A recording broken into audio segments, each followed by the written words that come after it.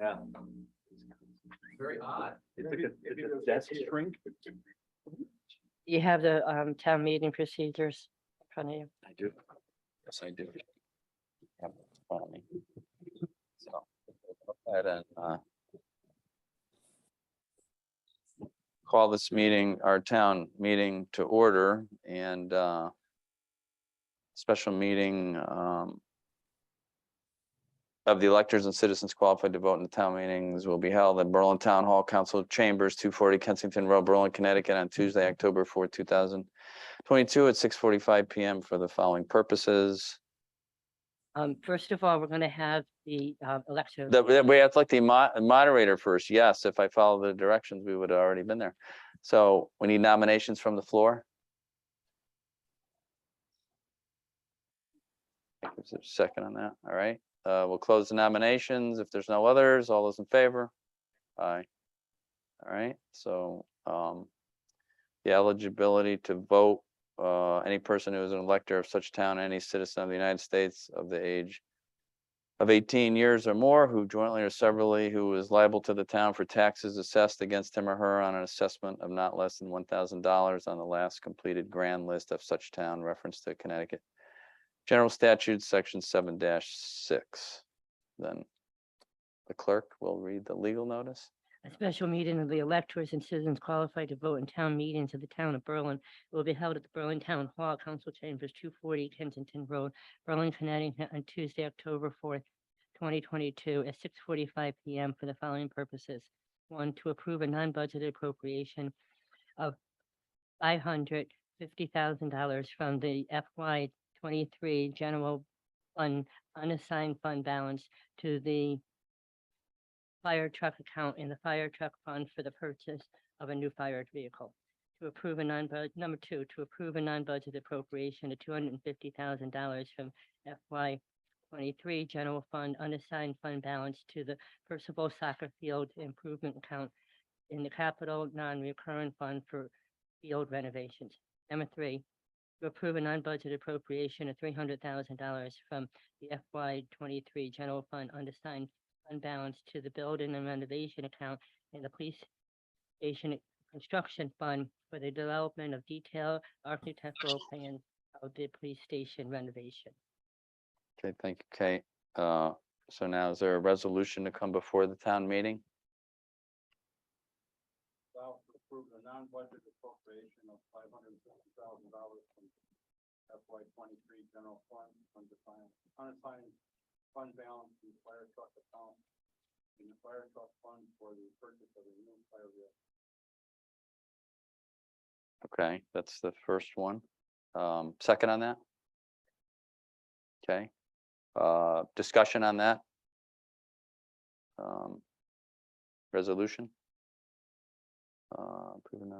So this is one of the fire truck, this is a new fire, this is fire truck, number 4, right? Yeah, and I think 4 of 7 that we need to buy over the course of time to replace 9, I believe. We're caught up, so with 4 for now, right? Yeah, okay. But I know there's still more to come, but this is number 4 of our plan, I think, right? Pretty sure, okay. Okay, so any other comments or questions? We know we need to replace these. They're ancient, can't find parts, don't even make them anymore. So we need to keep our town safe and give our firemen what they need to do to protect us. So, okay, so if there's no other discussion, we'll go ahead and take a vote on this resolution. So all those in favor? Aye. Opposed? All right, so moved. Second resolution. Allow to approve non-budget appropriation of $250,000 fiscal year 23 general fund unassigned fund balance, the Percival Soccer Field improvements account in the capital non-reoccurring fund for field renovation. All right, second on that. Thank you. Discussion? Any discussion? We know, obviously, we need a lot of fields in town. We always need to keep them, make their improvements on them because they get a lot of use, which is great for our sports program. So this is part of that plan to renovate the Percival soccer field, right? Any other questions, thoughts? The large audience of public that's out there, any seconds? It's overflowing in the room right now. But Thank you for doing it. yes, There's a lot of people from out of town. yeah, no, it's yeah, no, it's something we have to do and keep up our field. So, okay, if there's no other comments, we'll take a vote on it. All those in favor? Aye. Opposed? All right, so moved on that. And the third resolution. Non-budgeted appropriation of $300,000 in fiscal year 23 general fund unassigned fund balance to building and renovations account and police station construction fund for the development of a detailed architectural plan of the police station. Thank you. Second on that? All right, so for discussion, this is obviously the plan we've been working on for, I don't know, so 2 or 3 years now. We finally have gotten this far, which is great. It's come back from the building commission, and you know, we can move forward with the plans, and then hopefully get. I think we're going to phase in the different renovations to the PD, but you know, police department is from what, 1974, something like that. Needs to fix it. We need to fix it, upgrade it. They're not in compliance, I think, with certain issues too. There with the not the lockup, we fixed that, but some of the other things are not in compliance. So we got to work on that. And again, another public safety issue to keep our town safe and give the police officers what they need to do their job in today's world, which is just a tad different than 1974. A little bit different world today, but they need some more things that they didn't need back then. So. Any other comments on this? Hearing none. Vote on the motion. All those in favor? Aye. Opposed? All right, so moved. So those are the 3 resolutions we've had in our town meeting, and I think there's no other business to conduct with this town meeting. We'll go ahead and adjourn the public meeting. And we still have a few minutes before we open our town council meeting. So thank you.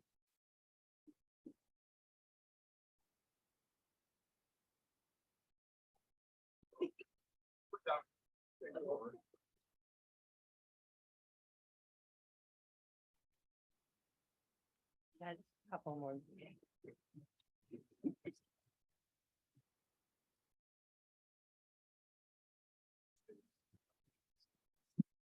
We're gonna wait. We're gonna defer to Kate as always, Waiting for 7.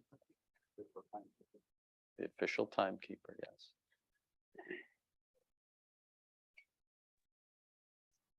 Somebody needs to do it. 7 now? So Apple time says 7. They must be they're never wrong. Okay, we will go ahead and call our public. We're starting our town council meeting tonight. Obviously, we're going to start it with our a public hearing. We'll call our meeting to order, and we'll start with the Pledge of Allegiance because we didn't do that yet. Do that. I pledge allegiance to the The flag of the United States of America, and to the republic for which it stands, one nation, under God, indivisible, with liberty and justice for all. We're just gonna go right to our public hearing. Yeah, we'll do our public hearing and then we'll come back. roll call, You want to do the roll call? Okay, roll call. and then audience assistance, Oh, then our public hearing. and Yes. just follow. Gotcha. I'll stick with the plan. Onto the proposal. A little off tonight. I don't know Here. why. Still on Vegas time. Council Medina, Sorry. Here. Mayor Kaczynski, Here. Council Nessa, Here. Council Roscoe, Council Yonaka, Here. Council Beach. You have a quorum there. Thank you very much. Now with our audience of citizens, if anyone wishes to speak to us, now would be the time on anything on our agenda tonight or any topic that's bothering you. Or not bothering you, or compliments, whatever you want to tell us, you can do it. Now would be the time. Don't all rush the mic at once. Unlike the last meeting. Yes.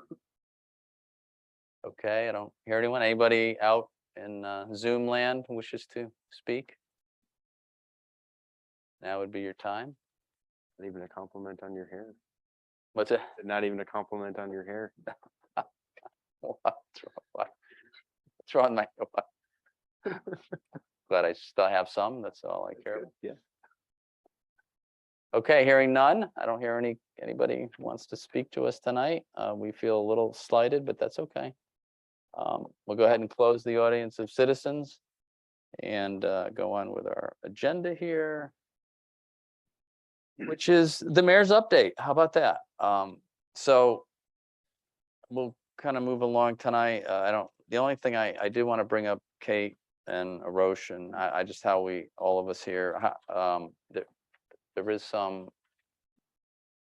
concern with the language of our charter review questions, the text. How do we, I know there's a deadline coming up, I believe, right? So how would we handle that to just change that? In particular with the VNA, seems to be, the text just says really opposite of what we're trying to accomplish, I think, with a couple of the words. So first of all, we are mailing ballots out on Friday. Yeah. We have over 200 ballots already ready Out. to go out.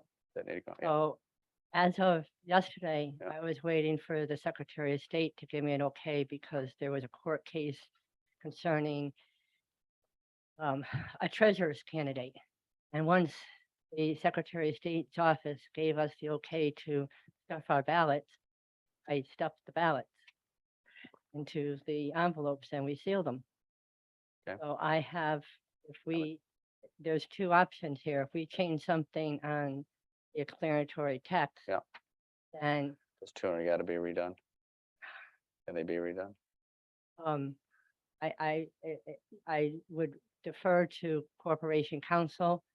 And I would say that I can't redo over 200 serial number envelopes in a situation where I'm down almost 2 people. Mhm.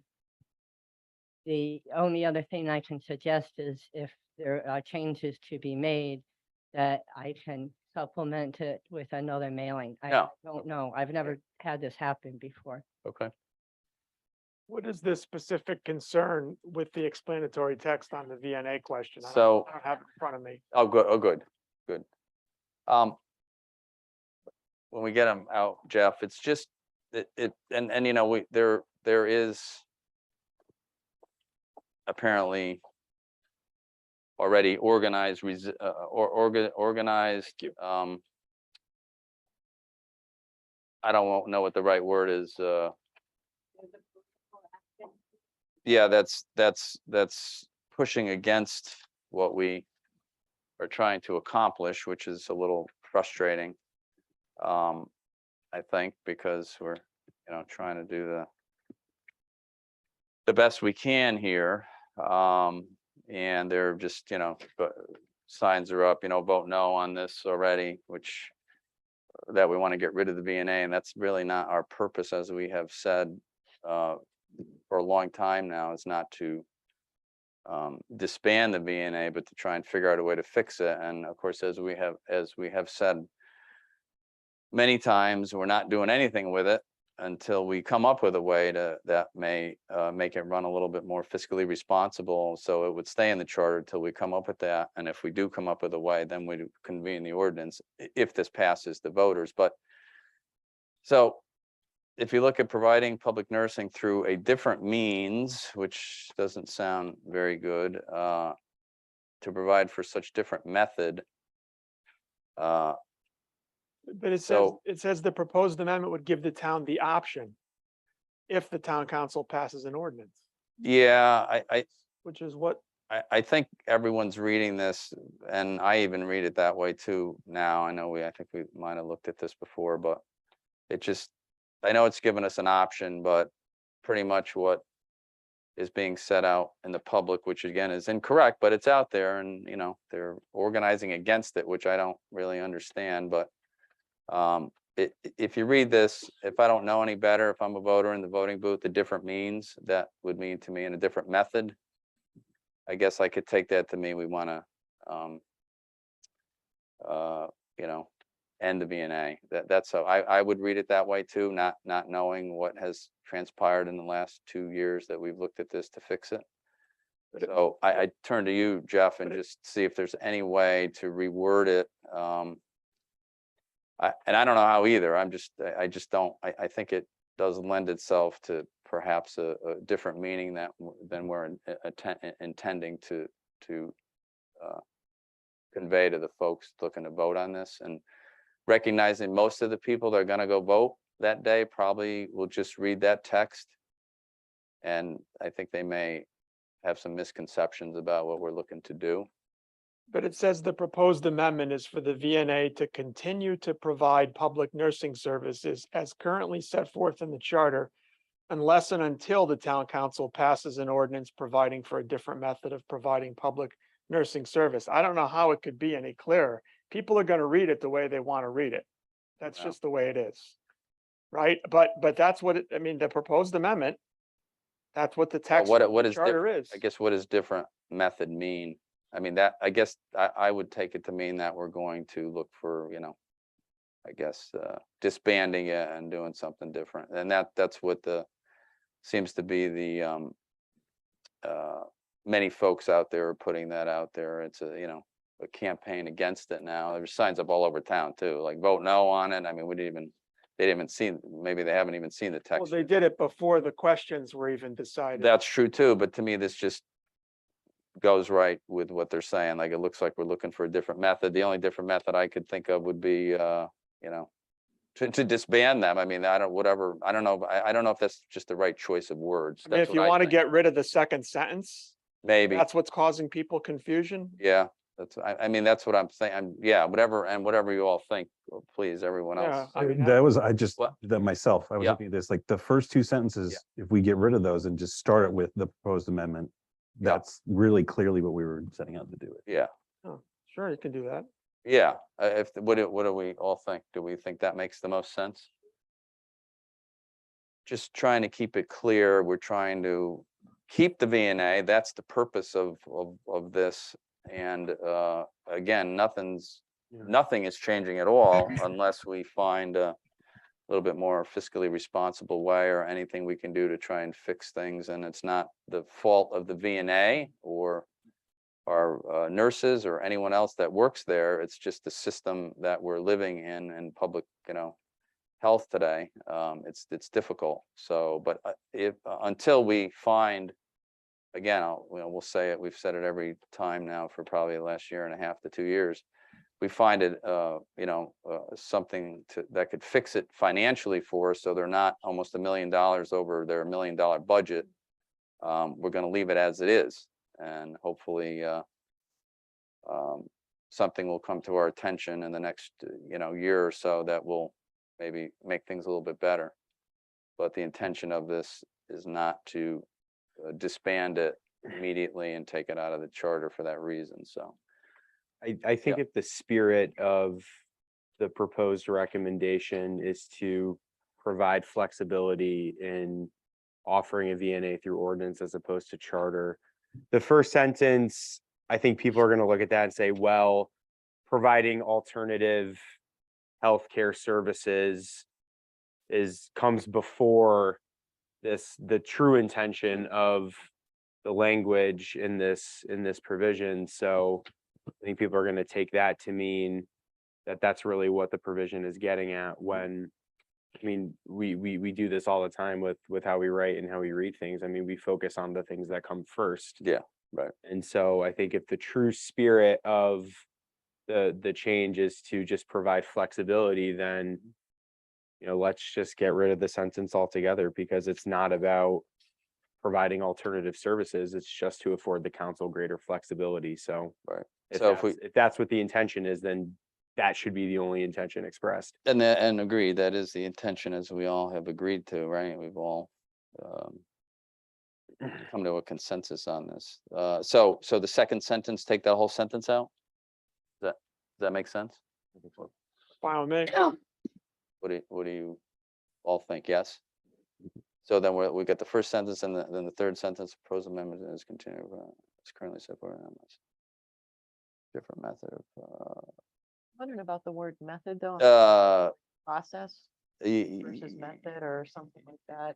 Because again, I think it leads to almost elimination, whereas, you know, if there's a way to improve it or maybe change what they're doing to a more efficient way. Then there I- won't be an ordinance, though. Huh? If you stay with Berlin VNA, there will never be an ordinance. This says unless and until the council passes an ordinance. So if you stay with Berlin VNA, there'll be no new ordinance.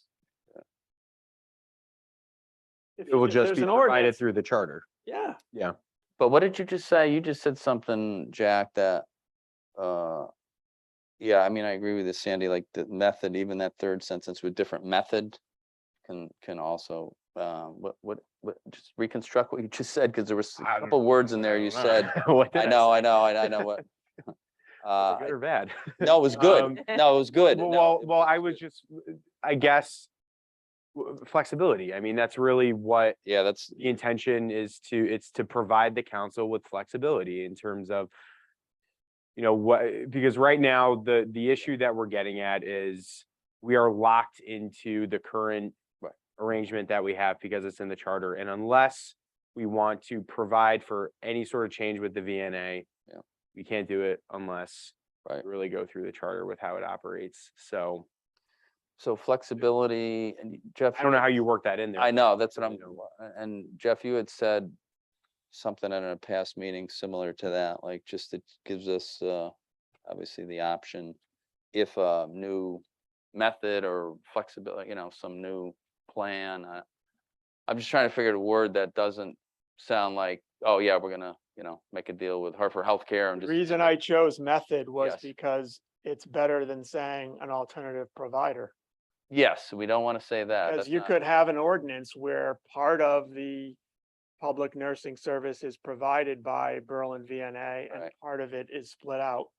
Maybe that's the method that you choose, Yeah, okay, which would require an ordinance, right? right. So, or maybe you don't ever, that's why it says unless and until, maybe you never Right, find an alternative method. right, And it stays In as which is. case we say the course. Yeah. Yeah. right. That's what that's what the revision, the actual, forget the question and the explanatory text, the Yeah. actual draft revised charter has a whole process in it. And the reason it has a whole process in it is because the patient's rights trump everything, right? As a matter of not only federal and state law, but human decency. The patients have rights that will not be compromised in whatever Mhm. the ordinance may be, if there ever is one. That is our intention. And it's certainly being twisted out there in the public to mean the complete opposite of that. Well, which look, we is had absurd. somebody come to a town council meeting, or Yes. maybe it was a charter revision Yep. commission meeting, One of them or both of them, say that there was nothing in the new revised charter yes. about the Berlin VNA, that had all been deleted, when in fact there's 2 pages Yeah. of chapter 11, the new text. And actually, I believe that person sits on the VNA board, which is very interesting. So that scares me. People are gonna more. twist it the way they want it. Yes, You know, our goal is by state statute, the explanatory text is supposed to identify the intent and purpose of the question. Right.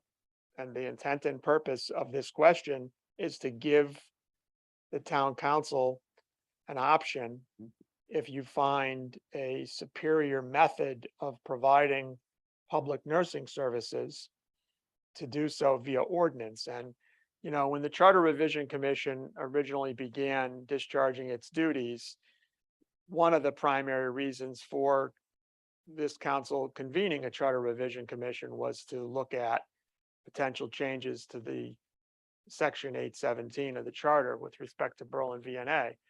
And because there was no recommended superior alternative, Mhm. the options were do nothing, which would have contradicted the charge to the Charter Revision Commission, or give the council the option if and when a superior alternative is discovered Mm. to deal with it via ordinance, so you don't have to convene another Charter Revision Commission to deal with it in Right. the charter revision. That is the, Right. said, So the intent and purpose is just to give you an option. And so the emphasis is unless and until you pass an ordinance, the status quo is intact. yes, we are all on that same page, but, again, I just worry with what is out there and what folks will read in the voting booth, that they will, you know, feel differently about it, which is unfortunate. It is what it is. The voters will say what they want and they'll do whatever they tell us we will do, of course, but, as it should be. But yeah, just to make it as clear as possible. So, Or I know you Yeah. like where Jack was talking about flexibility. yep, So I was just playing around and I don't know if this helps or not. yep, On that last sentence where it goes, town council passes an ordinance providing flexibility for different methods of providing public nursing service. maybe. What do we think about that? Well, that says that the ordinance is going to provide flexibility. If you find an alternative method of providing or delivering this service, Right. the ordinance is going to identify that method. Right. It's not an ordinance that gives you flexibility. It's an ordinance that specifies how the public nursing services are to be provided so that the town can discharge its statutory duties.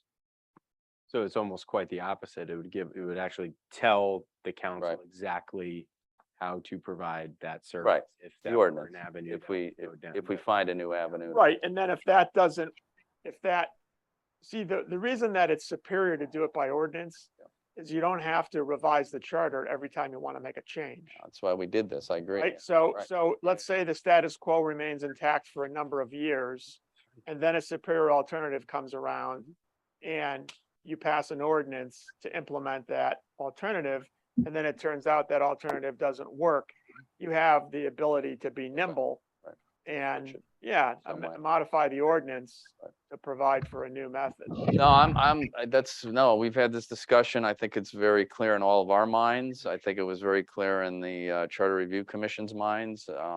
It's just, it's disturbing to me that the folks that are twisting it out in public have been at all the meetings and have heard our discussion and have heard all of us here and all of the Charter Review Commission, folks all vote unanimously to put this forward for obvious reasons, to help us, just like you said, Jeff. So, but it's, I mean, it's gonna happen. They're gonna do what they're gonna do, but I just, I was concerned that the text kind of led people down that road, perhaps, incorrectly as it may be.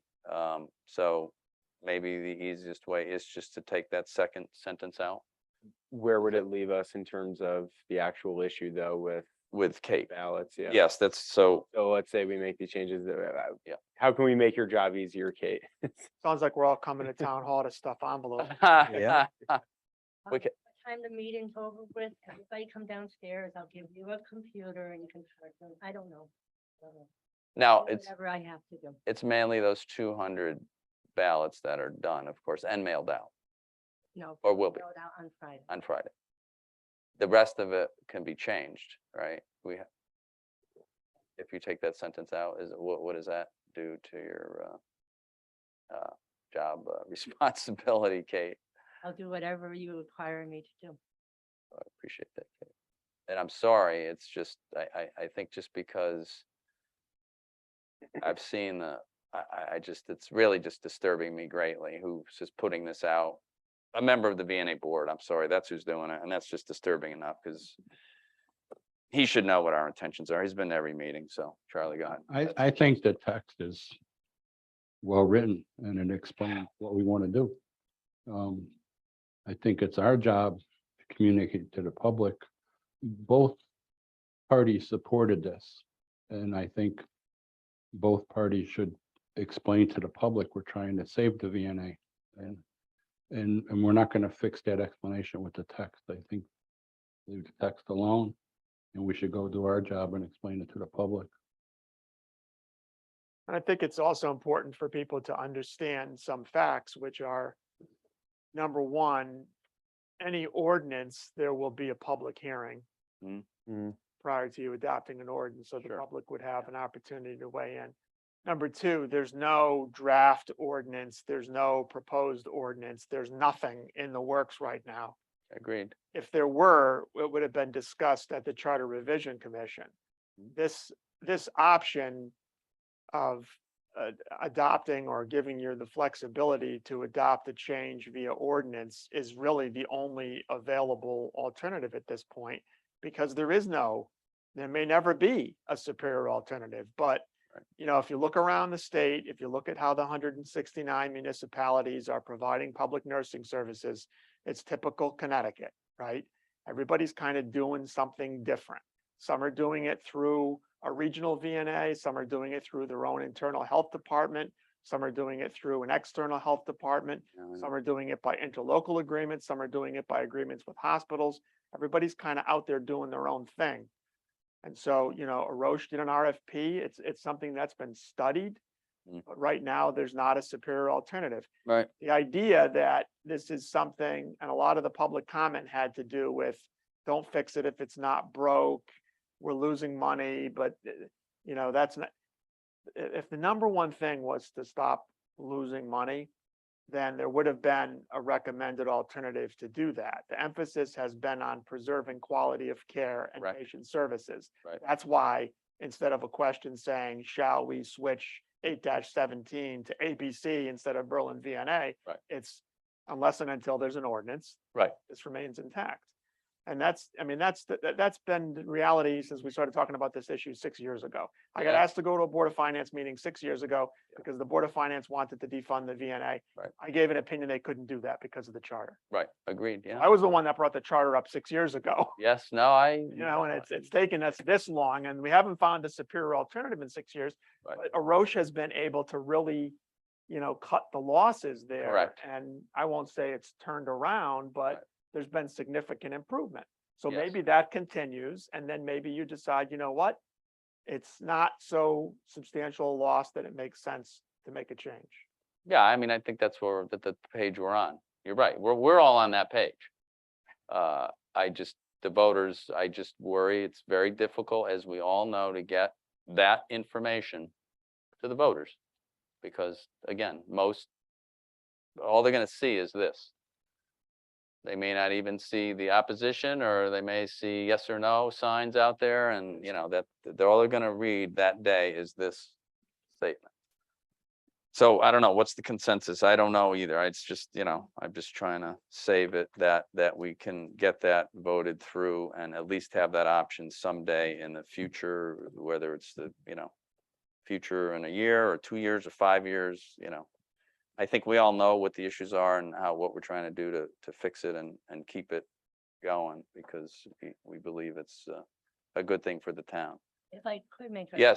Yes, please. Is to, per se, put this aside for a while. Yep. Right now. Yep. Go with the rest of your agenda. Yes, Then add this topic later. discussion as number 15, Okay, so we get through the rest of the agenda. Yeah. You have a kind of a, everybody thinks. we'll think about it now. But you can kind of like Yeah. roll it over in your brains for a little bit, and Yeah. you can come back to it as an item number 15. Yeah, we can do that. Is that- Because we got to decide tonight, obviously. Yes. So we know that. Rather than. Push it now. We can wait. All right, let's a wait. Few minutes. and- We can think about it. It is difficult. It's very difficult and it's very frustrating. But we'll come out with the best solution, I'm sure. Right? Okay. You need a motion for the agenda? Yeah, why don't you make a motion to add the 15. division discussion as item number, possible action. Or discussion and possible action on the mandatory text. I move to add to our agenda discussion of the explanatory text for the budget referendum as number 15 on the agenda And possible action. and possible action. Thank you. Second on that. Thank you, Kate. Any other discussion? Hearing none, all those in favor? Aye. Aye. Opposed? All right, so moved. Okay, so where are we at now? We are at our meeting agenda to our public hearing, right? So we'll go ahead and call our public meeting to order at 7:28, I guess. And purpose of the public hearing? Who is reading that? Kate? I can read the public notices if you want. Yep. Attorney Capola, do you want to do? Oh, that's this, right. or Yes. Do you want me to read the public notice, or what would you like, how would you like to proceed with this? If you could please just read the notice, that would be great. And then if Maureen also, I believe Maureen Giusti is present, if she could come forward as well, because she is going to address you as well. Thank you. Great. Thanks. Notice is hereby given that the Berlin Town Council will hold the following public hearings at its regular scheduled meeting to be held on Tuesday, October 4th, 2022 at 7 p.m. in person in the Town Council chambers at the Berlin Town Hall, 240 Kensington Road, and via Zoom, video conference and conference call. See below for remote meeting information. Number one, pursuant to Connecticut General Statute Section 8-20 subsection F, a public hearing for possible action on including an opt-out from the provisions of Connecticut General Statutes Sections 8-20 subsection A through 8-20 subsection D pertaining to accessory apartments or accessory dwelling unit regulations. Number two, pursuant to Connecticut General State Statute, Connecticut General Statute Section 8-2P, a public hearing for possible action on and including an opt-out from the provisions of Connecticut General Statute Section 8-2, subsection D, subsection 9, pertaining to dwelling unit parking limitations. Thank you. I am here tonight to address you with regard to these statutory opt-out provisions contained in 8-20F and 8-2P. You do have copies of the applicable statutes in your packet. I would ask that you take out 8-20. I am going to go through the provisions of the statute, just so that you have a sense and the public has a sense of what the regulatory requirements are that would need to be passed if you were not to opt out as a town. So, and then Maureen is going to address you, and Maureen Giusti is present. I see that she is at the podium for members of the public who are participating. Maureen is your town planner and your CEO. She is going to be addressing you with regard to the actions taken by the Planning and Zoning Commission on the two statutes, the two issues of accessory apartments and then the dwelling unit parking limitations. So just generally, again, looking at section 8-20 subsection A, if you could get there in your meeting packet, that section of the statute requires that zoning regulations which are adopted per the Zoning Enabling Act, which is in section 8-2 of the general statutes, requires municipalities that zone under the act to adopt new or amend existing regulations to allow accessory apartments or accessory dwelling units as of right, and this is important, this language, as of right on the same lot as single-family homes by January 1st, 2023, unless they follow the opt-out process contained in section 8-20F by said date. So in particular, 8-20 subsection A1 requires that zoning regulations designate locations or zoning districts within the municipality in which accessory apartments are allowed, provided at least one accessory apartment shall be allowed as of right on each lot that contains a single family dwelling. Definition of accessory apartment is provided in 8-1 A subsection B1. You don't have a copy of that. I'm going to share that with you. And that definition indicates that an accessory apartment is a separate dwelling unit that A is located on the same lot as a principal dwelling unit of greater square footage, B has cooking facilities, and C complies with or is otherwise exempt from any applicable building code, fire code, and health and safety regulations. As of right is also defined in section 8-1A at subsection B3.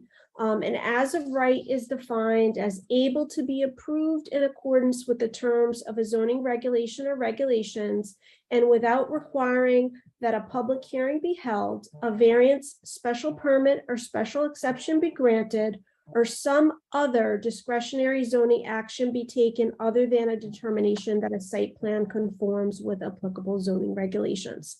So what does this all mean?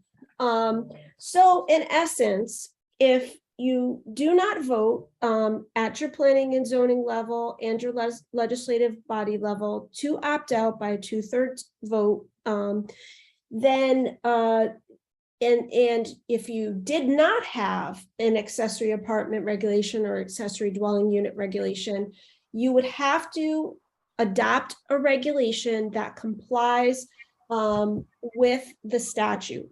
And there are extensive provisions in subsections A through D of 8-20. I'm gonna go quickly through those. I do think that it's important to note them for the record.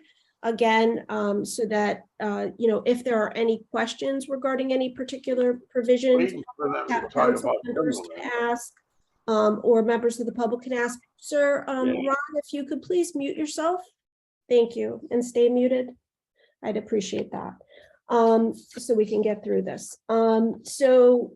If you do have regulations, which you do have an accessory dwelling unit regulation, and that's in section 11, section T of section 11 of your zoning regulations, to the extent that your existing zoning regulation does not comply with subsections A through D of 8-20, you would need to amend the regulation to comply. So what do subsections A through D state? So the statute requires that an accessory apartment or accessory dwelling zoning regulation, and this begins on the first page of the handout that you have, again, section 8-20 of Connecticut General Statutes.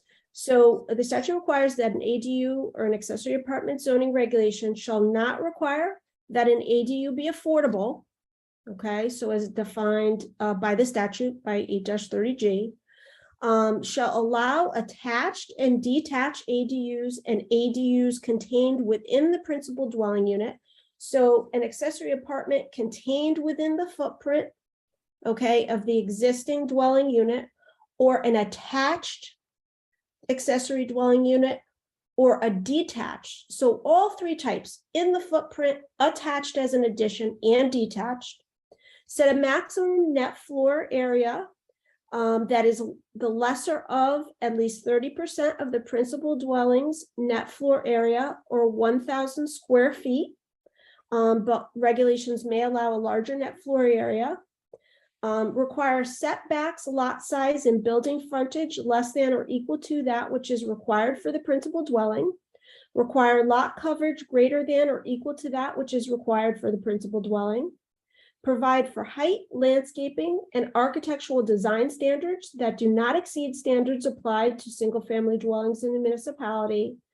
And establish an as-of-right permit application and review process. The process has to require the zoning or planning and zoning commission to decide within 65 days after an application, unless an applicant approves an extension or extensions of up to 65 days total, or withdraws the application. In addition, and this is in subsection A6 of 8-20, again, that you have in front of you, there are the following prohibitions. The ADUs regulations or accessory apartment regulations passed by a municipality cannot require a passageway between the ADU and principal dwelling, an exterior door for an ADU, except as required by the applicable building or fire code, more than one parking space for the ADU or fees in lieu of parking, a familial, marital, or employment relationship between the principal dwelling unit's occupants and the ADU's occupants, a minimum age for the ADU occupants, separate billing of utilities otherwise connected to or used by the principal dwelling unit, or periodic ADU permit renewal. So those are all prohibited by the statute. Other provisions of the statute, I'm getting towards the end here, and this starts in subsection A7A, again of 8-20. The requirements of the statute do not supersede applicable building code requirements. The statute does not supersede other requirements where a well or private sewage system is being used, provided approval for any such accessory apartment must not be unreasonably withheld. Municipalities are not prevented from prohibiting or limiting the use of ADUs for short-term rentals or vacation stays. Municipalities cannot condition ADU approval on the correction of a non-conforming use structure or lot. Municipalities cannot require the installation of fire sprinklers in an ADU unless they are also required in the principal dwelling or the fire code.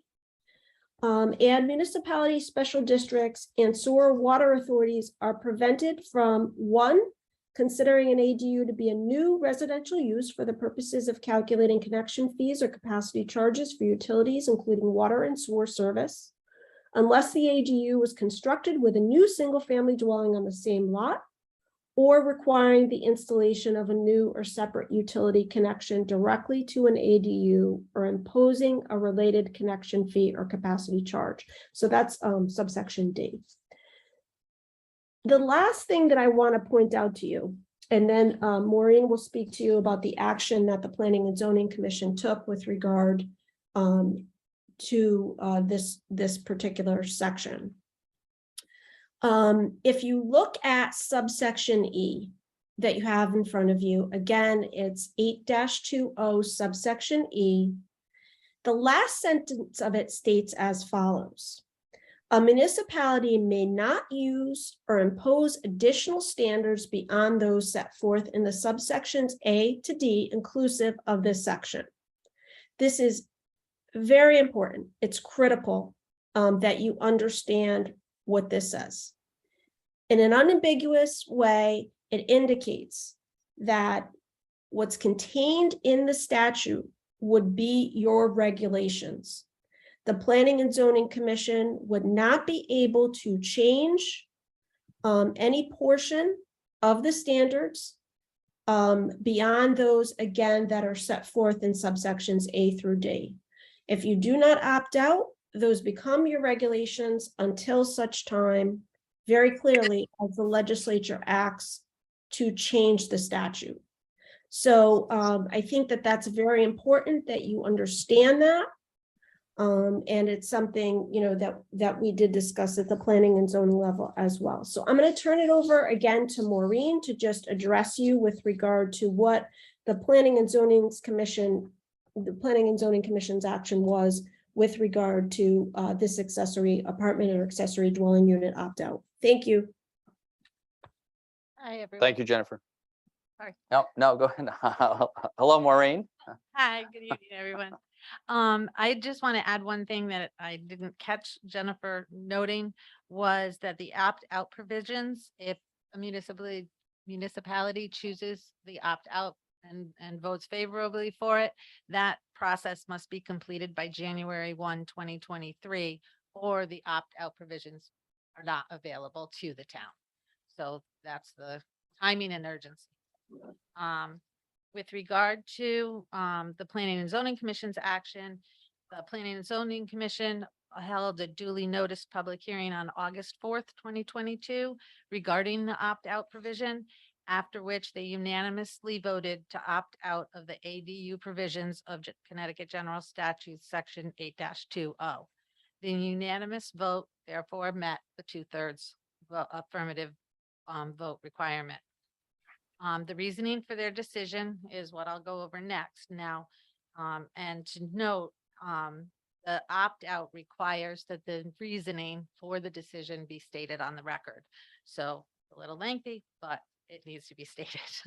The town of Berlin has had zoning regulation provisions pertaining to accessory dwelling units for several decades.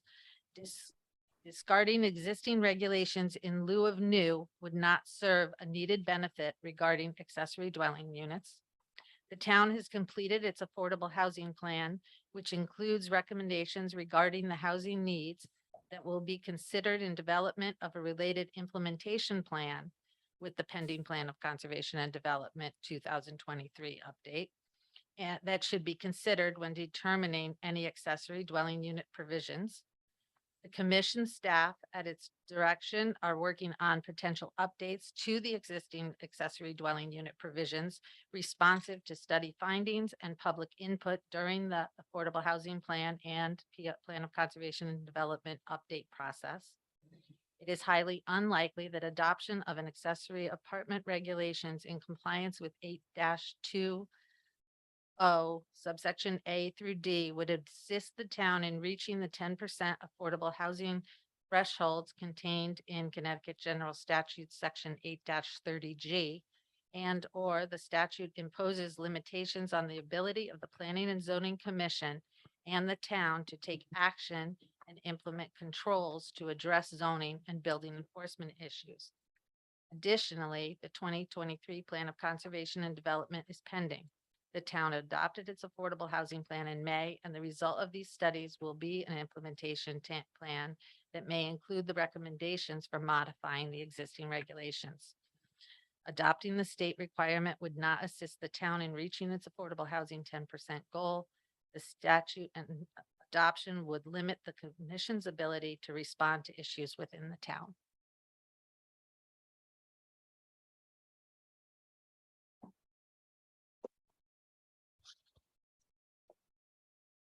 Okay, I think that's a summary of the explanation regarding the opt-out for accessory dwelling units. I think we need clarification as to whether this public hearing gets closed and another gets opened from our council, or whether. Yes. I do recommend that. I do recommend that you, ask any questions, make any comments that you would like, and also seek any questions or comments from any interested members of the public as well. Before moving on to the dwelling unit parking limitations, which are contained in 8.2 D9, that this hearing be closed and that hearing be opened. Thank you. okay, thank you.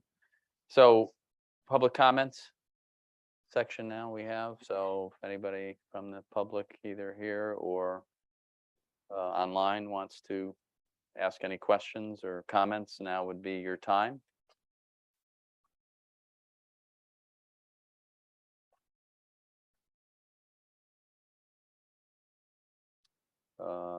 Okay, so not hearing anybody raising their hands. Or seeing anybody raising their hands out there, so, okay, we'll go ahead, town council comments. What do you folks have to say? I would love to ask just a question going back to 8.20 subsection E. The really important provision at the very end in terms of, basically, it seems to me like, yeah, if you don't choose to opt out, you're stuck with whatever statutory provision the legislature decides to come up with. So I guess my question is, why wouldn't you opt out? Yeah. I think, Councilman Pacino, that you've hit the nail on the head. Right. Yeah, I think that look, we discussed this with the commission. I think one of the issues is there could potentially be enforcement issues that you may want to deal with in a regulatory way.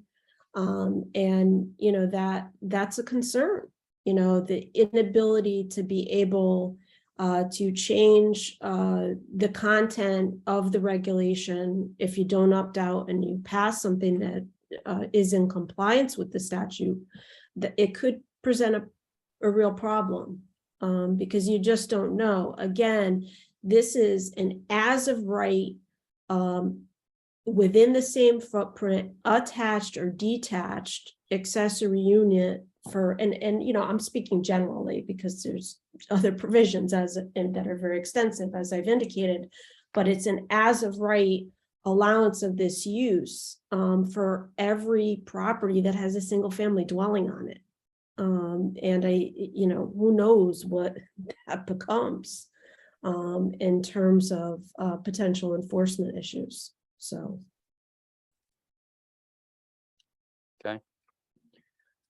Anyone else?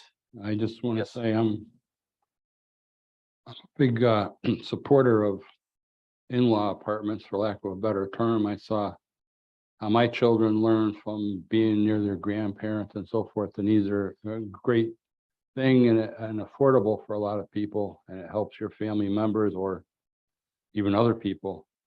But that being said, I think maintaining local control is very important. I don't think we should let the state dictate that. I think the local folks in Berlin know what's best for our neighborhood, so I'd rather keep it that way.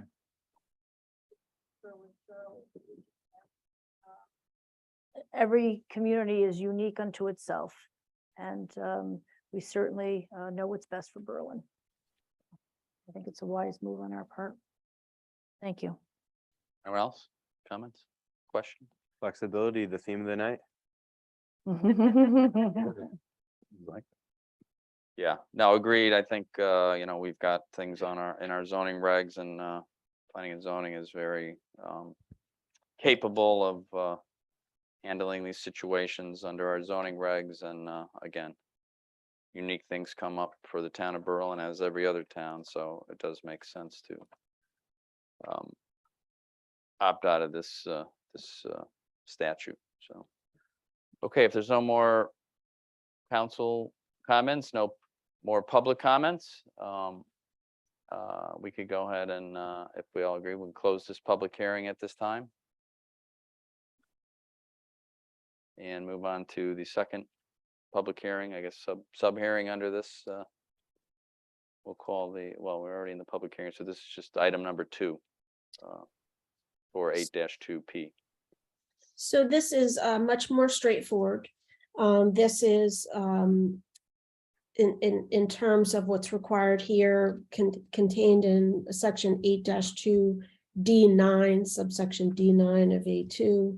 And it contains dwelling unit parking limitations. It provides that zoning regulations, and you have a copy of this, shall not require more than one parking space for each studio or one bedroom dwelling unit, or more than 2 parking spaces for each dwelling unit with 2 or more bedrooms, unless the municipality opts out in accordance with the provisions of section 8-2P.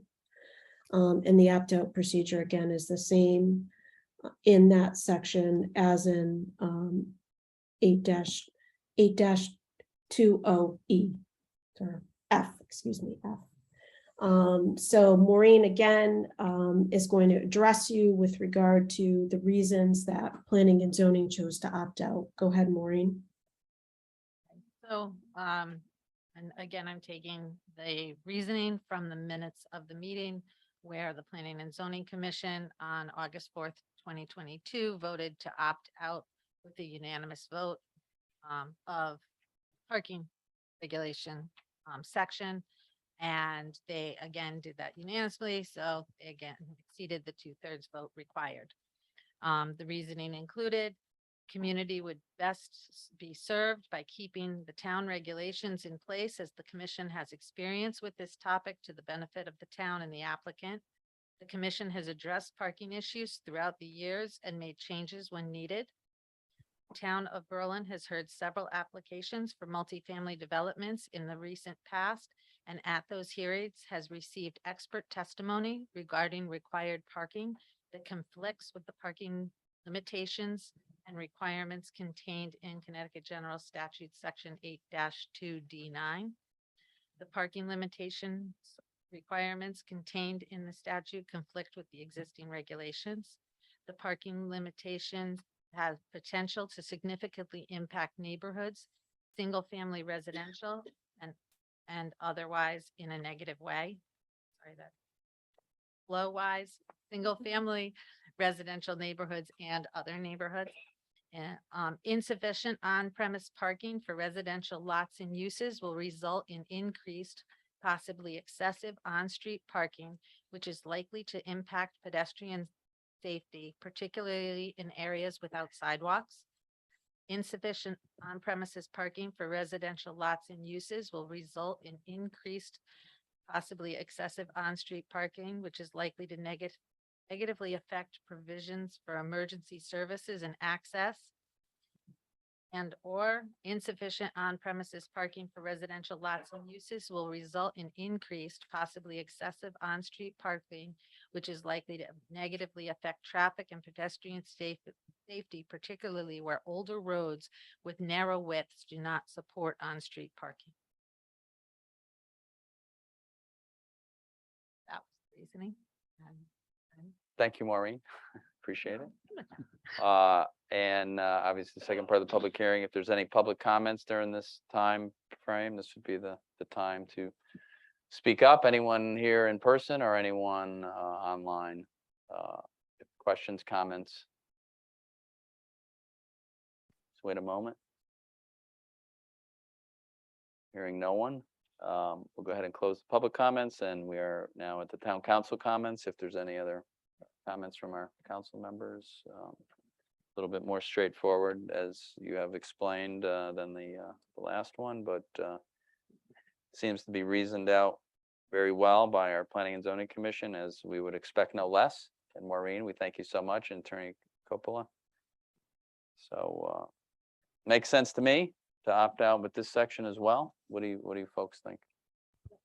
Any Sure. comments? I would Nothing agree. I further. think our planning and zoning addresses it as it comes up. Yeah. And I think, again, keeping it local is better. Agreed. Okay, if there's no more town council comments, we'll go ahead and close the public hearing at this time. And move on to our new business. On to new business. Phew, All right. we're getting there. Thank you, Mr. Mayor. Yeah. This thing on? I think so. Uh, So this meeting, as you notice, we don't have a consent agenda because we had only two items and one would have had to get pulled out anyway. So agenda item number one, they're all part of new business, regular agenda items, is accept library donations of total of 9,945. And then there are two in the motion outlined where they would be deposited. Yes, we see that. So we'll go ahead on, well, topic number one, right? We'll go ahead and review this, and thank you for the explanation. We'll go ahead and take a motion on this. Move to accept monetary donations totaling $9,945 and deposit $3,500 into the Vance Foundation donation account for the purchase of large print books, and deposit $6,445 into the Cancellary Trust Fund for the purchase of books and other library materials. Okay, thank you for that. Second on that? Second that. Any other comments and questions on this? Hearing none. All those in favor? Aye. Opposed? All right, motion carries, and Thank second you. motion. Move to accept the donation of a puzzle with approximate value of $10 to be used for puzzle swap. Thank you very much. Second on that. Second that. There's no other questions on that. Good. We'll go ahead and take a vote. All those in favor? Aye. Aye. Opposed? All right, so moved. Thank you. Thank you. Thank Agenda you. item number Thanks. 2 is the Hungerford Nature Center Pumpkin Palooza. It's a request to waive the police fees for the 2022 Pumpkin Palooza. This is a fundraiser event for the nonprofit Children's Museum that serves Berlin. All right, thank you very much.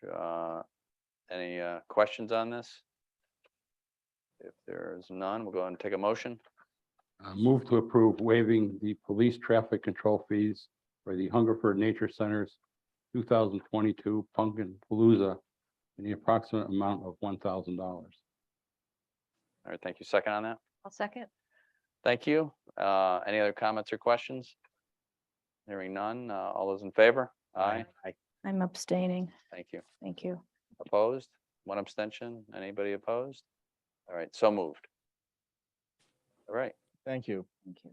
Agenda item number 3 is to appropriate $1.1 million of fiscal 2023 general fund unassigned fund balance to fund capital items. There were 3 items that we discussed at the town meeting.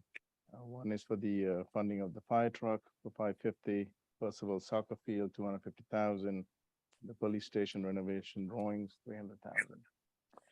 Yes, thank you, Arosh. Yes, we just, it's the topic of our town meeting. We've discussed this, these items, we're familiar with them.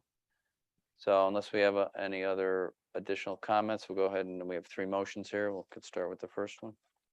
Move to approve the FY 23 non-budgeted appropriation of $550,000 from the general fund unassigned fund balance to the fire truck account and the fire truck fund for the purchase of a new fire vehicle. Thank you. Second on that? I'll second that. Thank you. Obviously, looking to replace our fire trucks that are in, we badly need to do that with 7 of them. We're on number 4 here, which is great. We've been working towards this for a while. We'll continue to replace the rest as we move forward. So no other comments or questions. We'll go ahead and vote. All those in favor? Aye. Aye. Opposed? All right, so moved. Item number 2, motion number 2. Move to approve an FY 23 non-budgeted appropriation of $250,000 from the general fund unassigned fund balance to the Percival soccer field improvement account and a capital non-recurring fund for field renovations. Thank you. Second on that? Second that. Thank you. And again, talked about this already in our town meeting, the need to keep our fields up and running and improve them all the time. So there's no other comments or questions. Go ahead and take a vote. All those in favor? Aye. Opposed? All right, so moved. Thank you. One more motion on this. Move to approve an FY 23 non-budgeted appropriation of $300,000 from the general fund unassigned fund balance to the building and renovations account and the police station construction fund for the development of detailed architectural plans of the police station renovations. Second on that? I'll second that. Thank you. And again, here, as we take care of public safety tonight with our fire department, take care of our fields, we need to take care of our police department as well. And well overdue for renovation of our police station. So been discussed. If there's not any other comments or questions, go ahead and take a vote on this. All those in favor? Aye. Aye. Opposed? All right, so moved. Excellent, thank you. Thank you. Agenda item number 4 is the actions needed following the public hearing on accessory apartments and accessory dwelling units, and also parking limitations that were discussed previously. Yes, so we just talked about this, had great presentations from Attorney Coppola and Maureen. And of course, we have the actions of our Planning and Zoning Commission, and we just reviewed all this in our public hearing. So we have a couple motions If I may here. Yes, just interrupt, I apologize. I Yep. just want to No. know, as indicated on the agenda, you do need to state your reasons on the record. Okay. You can obviously incorporate the reasons that the Planning and Zoning Commission, their reasons for the action that they took in opting out, and any additional that you may state on the record, but I just want to make note of that. That is important. It is statutorily required. Thank you. oh, thank you for that, Jennifer, appreciate that. Okay, so we'll take a motion on this for records stated. I would certainly defer, and as we've discussed, we've all pretty much agreed with, I believe, a consensus on the planning and zoning reasoning. That's their, area of expertise, and Maureen as a town planner as well, and certainly as Attorney Coppola, same thing. So those would be the records, I think, stated is what we. So Mayor, would it be, Yes. or Attorney Coppola, would Yep. it be appropriate to say, for the reasons as stated in the planning and zoning minutes of whatever the date is? August 4th. August 4th, I think. Yeah. 2022. Yes, that's the date. Appropriate? That is fine. Okay. Oh, Yes. Counselor, Pianessa, it would just simply be for the reasons as stated in the plan and zoning minutes of August 4th, 2022. Both motions. Yes, stated. So instead on the record there, we'll put stated on right, stated from the planning and zoning. We'll incorporate that in. See meeting. Meeting of August 4th. So move to opt out from the provisions of the Connecticut Journal Statutes 8-20 subsection A through 8-20 subsection D pertaining to the accessory apartments or accessory dwelling unit regulations for the reasons stated on the record of the zoning, planning and zoning meeting of August 4th, 2022. Yes, great. Second on that? I'll second that. Thank you. Thank you very much. Any other comments or questions on this? Additions? If not, all those in favor? Aye. Any opposed? Right, so moved. Second motion Move would to be the same, Charlie, right? Move to opt out from the provisions of the Connecticut General Statutes. Sections 8-2 subsection D, subsection 9 pertaining to dwelling unit parking limitations for the reasons stated by the Planning and Zoning Department in their August 4th, 2022 meeting. Thank you. Second on that? Second that. Thank you. Any other comments or questions from the council? Hearing none. All those in favor? Aye. Opposed? All right, so moved. So thank you all for your work tonight. Maureen, thanks for your work in the past and planning and zoning, and Attorney Coppola. We appreciate your advice and counsel on this. Thank you to all. Have a good night. All right, you Thank too. you. Thanks. Thank you. Thank you. Okay. All right, Um, agenda item number 5 is a presentation from the Golf Commission. I was going to say they're going to give us some instructions on how to play golf. Yes, we need a lot of help with the game, so you can help. So us. I'll Oh, take okay, over. all right. Well, it's all right. Thank you. I'm Gail Lemire, one of the, on the Golf Commission. Hi, Gail. How are you? Fine. Thank you on behalf of the commission for this opportunity. We wanted to give you an update on what we've been working on and some of our successes and challenges. And Kate's gonna be kind enough to do my next slide. Can we put that in PowerPoint mode or? Just, yeah, you can. Just stay, begin presentation, first slide.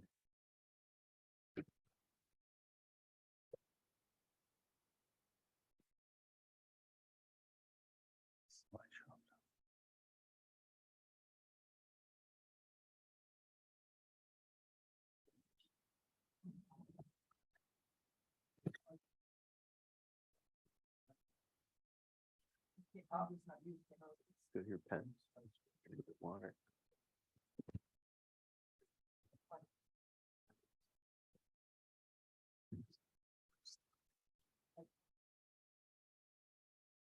Right, thank you. Thank you so much. Thank you, appreciate that. So, as many of you know, but some of you may not be aware, that in September of 2017, the Golf Commission was formed with these basic guidance, and our purpose was to make and ensure that the policies that are approved by the town council for the golf course are enforced, provide input and recommendations in the negotiation for all proposed contracts to the golf course, and to work with the director of golf to develop and prioritize alteration plans, renovations, and any capital improvements. And there we have listed the members of the Golf Commission for this year. Next slide, please. What? Oh. Yeah, They're there.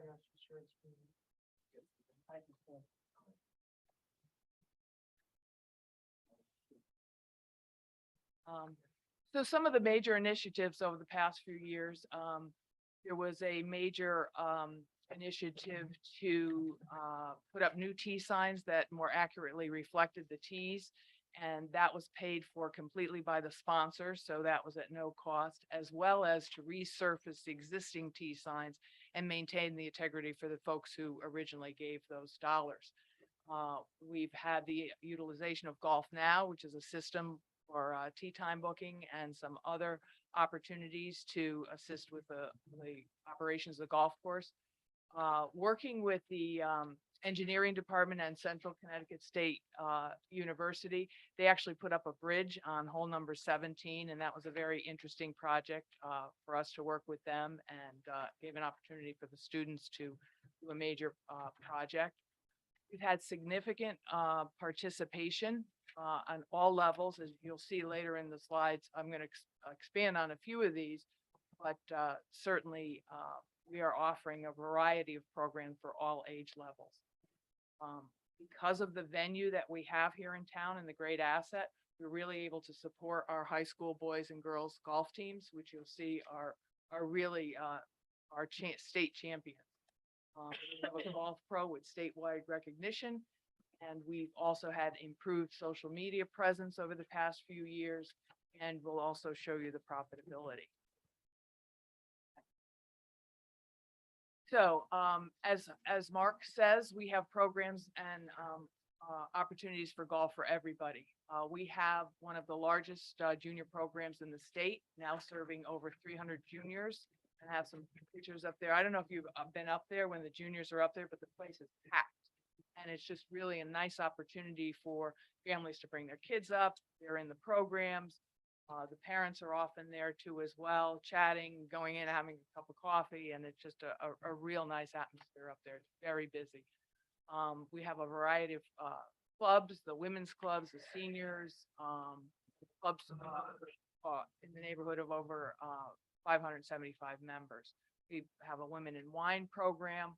We have a tremendous amount of league play, including a league for veterans, and we're host to many statewide tournaments.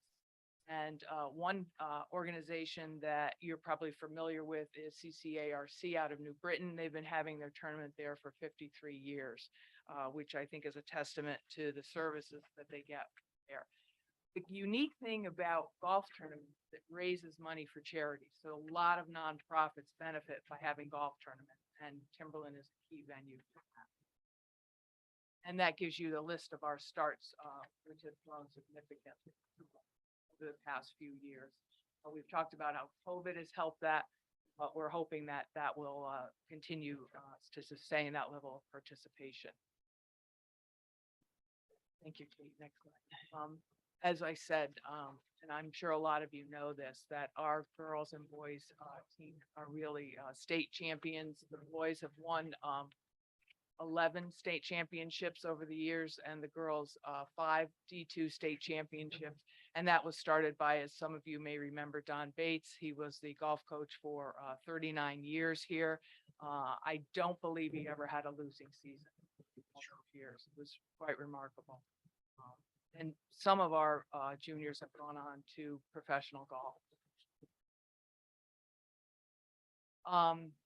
Our pro, Mark Bayram, has received numerous statewide awards.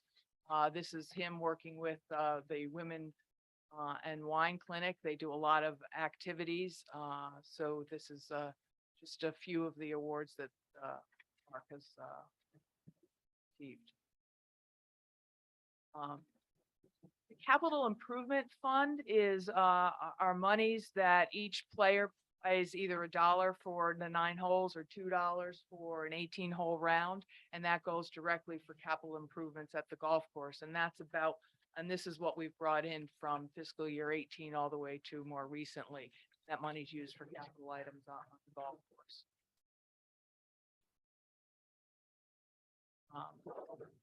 The course is profitable.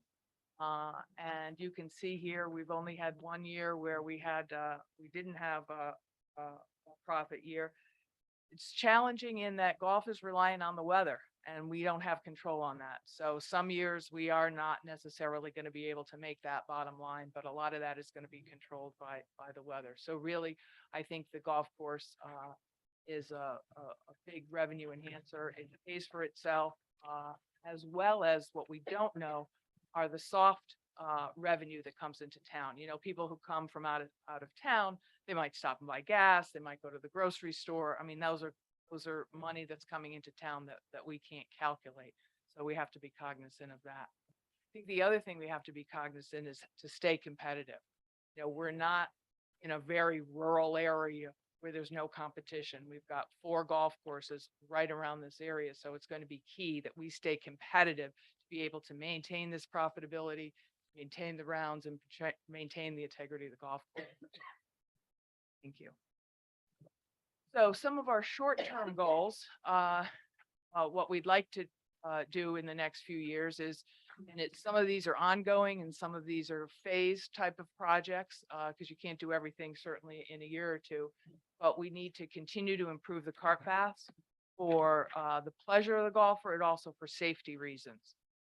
We want to do some reconstruction on the bunkers. Jerry has done a great deal of research about capillary bunkers and has a plan in place to phase that in over the years and even maybe take out some bunkers. Again, making it a better experience, making it easier and more effective to maintain. We'd like to relocate the cart corral. Right now, it's in a space in an area that a lot of people walk through. And, you know, you're taking trash out of the cart area and it's not a very great venue when you walk in, as well as safety with carts coming in. So we're looking at plans to do that. Our understanding is the tent is pretty much on its last legs and looking at maybe a more permanent structure, something, and I just threw up a picture that could be phased in. Maybe you start with, you know, the roof and something like this, and then over time can build that into a more substantial building. We'd like to see some improvements on the range, replace the interior carpet on the clubhouse, and install a clock commemorating their 50th anniversary, which I'm going to speak to a little more in the next slide. And then we have just, I believe, this week sent Arosh a statement of need to establish an exploratory committee to look at, you know, some opportunities and how we can enhance the experience in a fiscally responsible manner.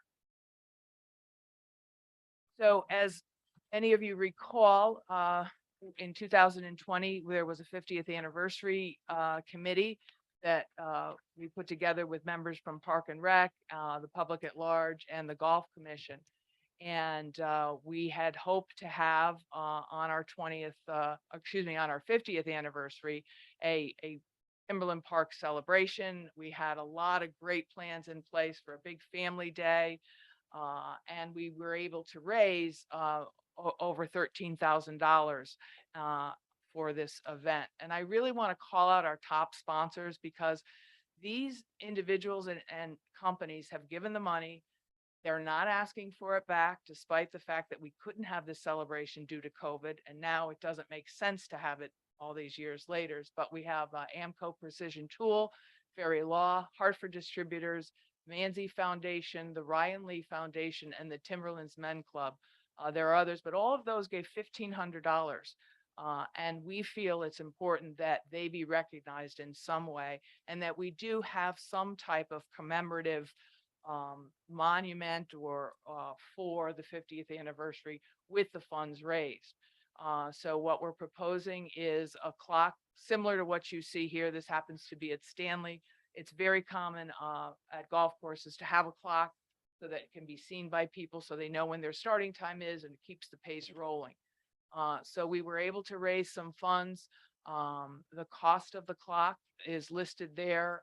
The shipping, Jerry's gotten estimates for the installation and some donor recognition, but we can't cover the complete cost, which is about $21,000. We have left out of our $13K, we have $9,400 left. So we're looking to request funding of $11,550, which, as I showed you earlier, we've made that money easily in the last few years, and then so we hope you look favorably on that.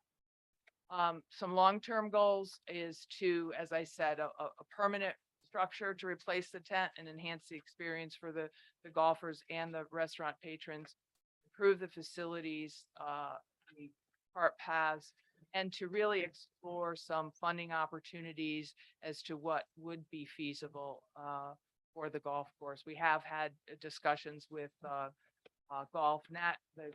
Golf National. We've had some discussions with Bright for you. But we think we need to like look at that and figure out, you know, what would be in best interest in a more objective manner to benefit the course. I think that's it. Any Well, comments or questions? thank you very much for your presentation. Thank you really to everyone. The golf course is seems to be moving forward these last few years in a great direction. It's a great asset to the town. We know that. And we will continue to support it. Thank you to the Golf Commission and all you folks for volunteering and helping out, and Jerry and your crew out there and the pro and everyone that's involved. It seems to be a concerted effort to move in the right direction, which is wonderful. And it is going in the right direction, which is great on top of it. So not that, you know, bumps along the way, things we could do better. We all know that, but that's with everything we do. So, but that's great. Thank you. Well, we look forward to your response, and we'd like to periodically, you know, maybe on an annual basis or, you know, twice a year, come up and give you information. Yeah, that'd be great. Let us know what you're interested in learning more about. Yeah, appreciate that. Thank you. We want to hear from you. Thank Um, you. I will just say, I guess we'll put a pin in it for future discussion, but I was really interested in the exterior structure where the tent is now. I see some really interesting possibilities for using that as a multi-purpose space. I know there are so many events that happen at Timberland, and I've talked to a few people at Timberland just at the range or going through the course, and it seems like there is a genuine interest in expanding, you know, Timberland for many different uses. So has there been any, I know we're still early on, but is there any thought to enclosed versus open space, or have you not gotten to that point yet? Well, I think many of us would like to see a closed-in space that Okay. can be used year-round. But again, we might not be able to get there in 1 year, depending on funding. So maybe we put something up that with the end goal, to have a permanent, closed-in, heated, air-conditioned type facility. Maybe. How long's that tent been up there? It's been quite some time. Served you well, right? I don't know. How long's the tent been there, Jared? That's the second one. Oh, wait, is the second one? That's not the first one that got put up? I don't know. Second. Oh, second skin. Okay. I was gonna say 10 or 12 years. Okay, great. It's a great space over there and you guys do a lot with it. I do appreciate your hard work. Thank you. At one time, there was some discussion about trying to make it more of a year-round venue. Somebody talked about an ice skating rink at one time, or different ideas. Is that still a possibility, or? Well, I think anything's possible with resources and interest. But how would we follow through with that? A golf commission, or? Well, I think that statement of need that we just submitted, and maybe you probably even haven't a chance to circulate it yet, because we just got it to Aroche, but it talks about an exploratory committee to look at these kinds of things. You know, what would make sense for the space, given the space? What are the options? What is the town interested in having up there? So I think those are all good questions. Great, thank you. Anyone else? We're good? Okay. Thank you so much. Thank you, Gail. Let's go. I had to figure out how to go to that. Toggle back. Yes, keep it. There it is. You didn't lose anyone. Excellent. So they're still there. You're still there. Okay, good job. Okay, Kate, Kate. all right. Moving on to agenda item number 6. I think the last meeting I mentioned about the need for us to apply for more money for brownfield grant remediation with the prices coming in a little bit higher. And Jim, as usual, has been working with PECD try to get additional funding, and we are ready to make an application. But I would, if you don't mind, Jim, give a quick recap of the grant application process and where we are with it. Sure. So yes, we're at a kind of important point in the project when we're going to actually start to do the soil mitigation work, which is engineer control to cap the contaminated soil on the site. We bid the project, the bids came in over estimate. We didn't have enough funding, so we started a dialogue with the state to explore a supplemental grant for this project, and had a dialogue and, you know, discussed. Then they were requesting matching funding from the town and from Newport. So I think, you know, we've had dialogue and we think we're on track with that. They're going to be supportive of that application. So we'd like to go forward and get our authorizations to apply for the grant of almost $400,000 to provide the match, $40,000 match from the town, most of it, you know, from the Farmington Avenue 9 grant account, which is really set up for this purpose, and a little bit from the contractual services account. And to enter into an agreement with Newport to provide some additional 40,000 in matching funds. And this would be done through an agreement reviewed by the Corporation Council, and also we would appropriate those funds through refer to the Board of Finance for appropriation, looking to authorize award of the bid to B&W Paving for $860,000. They were the low bidder. We would request a 20% contingency. Our consultants did vet them and think they're qualified to do the project. We did have a call, Mike and myself and the consultants, et cetera, had a call with B&W. We feel comfortable with them proceeding.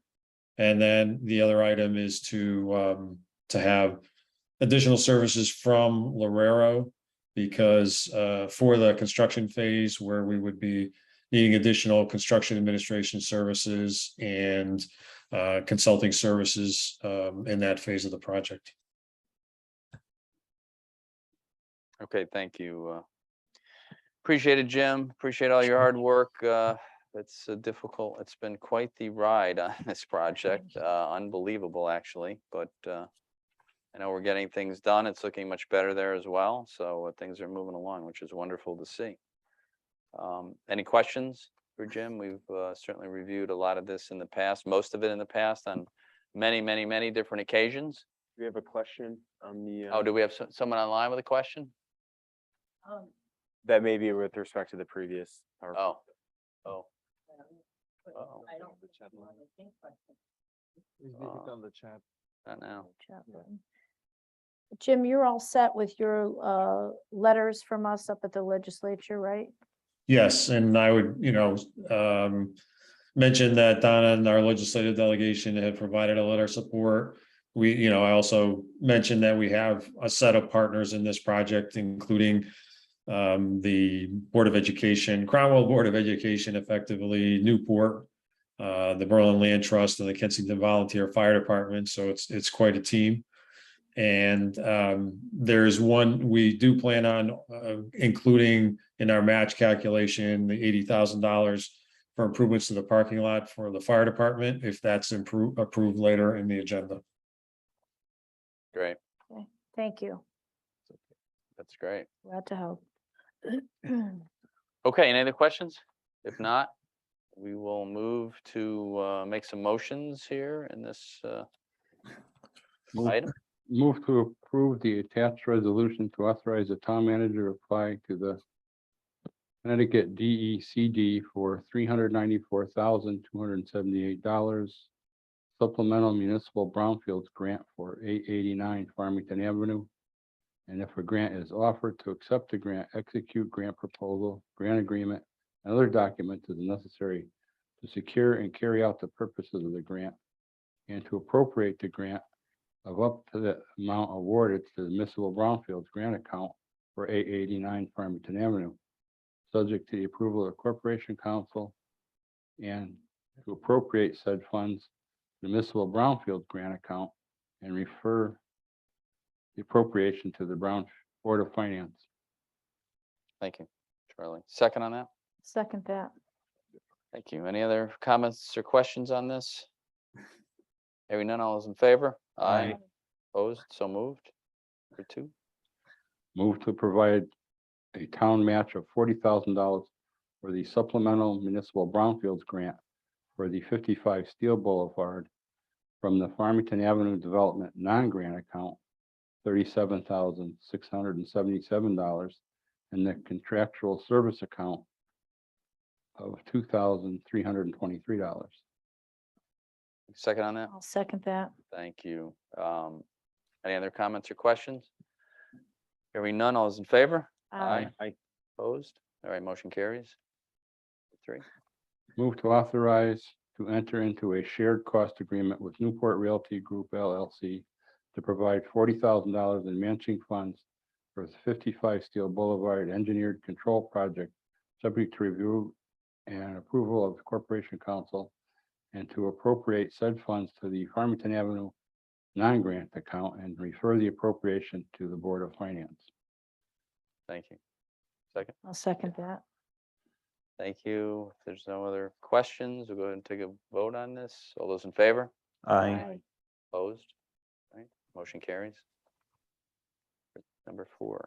Move to authorize the town manager to enter into a contract with BNW Paving for an amount not to exceed $860,000, and for the town to establish an owner contingency not to exceed 20% of the bid amount, i.e. $172,000, both of which will be funded by the Municipal Brownfields Grant for 55 Steel Boulevard, and town and Newport matches subject to award of additional grant and shared cost funds to appropriation of said funds by the Board of Finance and to review and approval of Corporation Council. Second, I'll second that. thank you. If there's no other questions or comments, we'll go ahead and take a vote on this. All those in favor? Aye. Aye. Opposed? All right, so moved. And number 5. Move to authorize the town manager to enter into a contract amendment with Lorero Engineering for an additional environmental construction administration services for the 55 Steel Boulevard Engineered Control Project in the amount not to exceed $101,845 to be funded through the Municipal Brownfields Grant for 55 Steel Boulevard, and town and Newport matches, subject to award of additional grant and shared cost funds to appropriation of said funds by the Board of Finance and review and approval of Corporation Council. Thank you. Second, I'll second that. thank you. Any other comments or questions? Hearing none, all those in favor? Aye. Aye. Opposed? So moved. Okay, that's great. Moving things forward. Mayor, the question on Yes, Pat was about the slides. yeah, for the golf report. Yeah, yeah. Number 1, if you go under events, everything that the council has in their packet is also on the council meeting for today. So the slideshow is included in that. They will also be included in the minutes. And if you want them right away, just call my office and we'll get you a copy. Okay, thank you, Kate. Thank you for answering question there. Thank you. Agenda item number 7 is the authorization to apply for round 2 of Connecticut Community Challenge Grant. We talked about this at the last meeting as well. There are a lot of different groups involved in this, from the White, the Newport Realty Group, to Board of Ed, to our own finance folks and Corporation Council. These 2 grants, Jim has spent a lot of time putting all the pieces together. I just want to, acknowledge his efforts and tireless efforts to try and get more funding for the town. So with that, I'll give this over to you, Jim. Challenge grant. Thank you. And it's, yeah, it's pretty much as we discussed at the last meeting. We're 10 additional units at Newport Center, 5 of which would be affordable improvements to the Transition Academy at 362 Main Street, the former Y building, and open space trail at the rear of Newport Center. And for additional matching funds, we're offering both, $80,000 for improvements to the parking lot for the fire department, because the fire department owns much of the open space trail area, if that is approved later in the agenda. And also the funds that are being expended mostly by the Y and some by the town for improvements to the school buildings at Hubbard and McGee to accommodate the YMCA after-school daycare program. So most of the actual grant, again, the actual grant funds are going to be used for the Newport project, additional affordable units, the open space connection, and the improvements to the Transition Academy at 362 Main Street. Thank you, Jim. Yeah, we've talked about this. It's great. You've worked on this and sending this forward. So if there's no further questions, we're going to take a motion. Move to authorize the town manager to apply for a community challenge grant for projects in the vicinity of the Berlin train station for additional apartments, including five affordable units, and for improvements for trail access at Newport Center, and for improvements to the Board of Education's Transition Academy at 362 Main Street. A second on that. Second that. Okay, any other comments or questions on this? Hearing none, all those in favor? Aye. Aye. Opposed? So moved. Great, Thank thank you. you. Thank you, Jim. Appreciate it. Thanks, Jim. Thank you. So agenda item number 8. Number 8, lucky number 8. This is the money that you just appropriated. We don't waste any time. Mike's No. been working at this one for the with Jacunzi Humes, try to get the police station renovation done. Great. So Mike, I'll turn it over to you. Thank you. Yeah, since the middle of last year, the PBC has been working on the police department renovation project. It's focusing on the locker rooms, and it's actually expanded to more components. Jacuzzi Humes Architects was retained to do a bunch of things: a space needs assessment, a master plan, construction phasing, and a cost estimate. Earlier this year, Brian Hughes came here and gave this group actually it was an excellent presentation. It went through the whole plan, the cost estimates. So right now we're at the point, or the Public Building Commission is at the point where that was a master plan. It was conceptual. It was one plan that showed schematically what was possible with the cost and the phasing. Public Building Commission wants to go and get into the nitty gritty, do the detailed drawings, get to a bid package, and then put it out in the street. So to do that, Jacuzzi Humes has to bring in their structural, their mechanical, their interior designers, their entire team, which is approximately $300,000 to do that. So the PBC is requesting authorization to get that rolling. Jacuzzi Humes, the design agreement has gone through the PBC and Corporation Council. So it's pretty much there, ready to be executed. I think the town meeting that was earlier today was to appropriate that $300,000. Kevin has some extra money in, I think it was another account where we can cover the $5,000 contingency. So we have the fund set up subject to Corporation Council and the Board of Finance final approvals. So that's where we are right now. And it's going to include the locker rooms, new showers, physical training center, 2 new Sally ports, which is where the vehicles come into the actual building.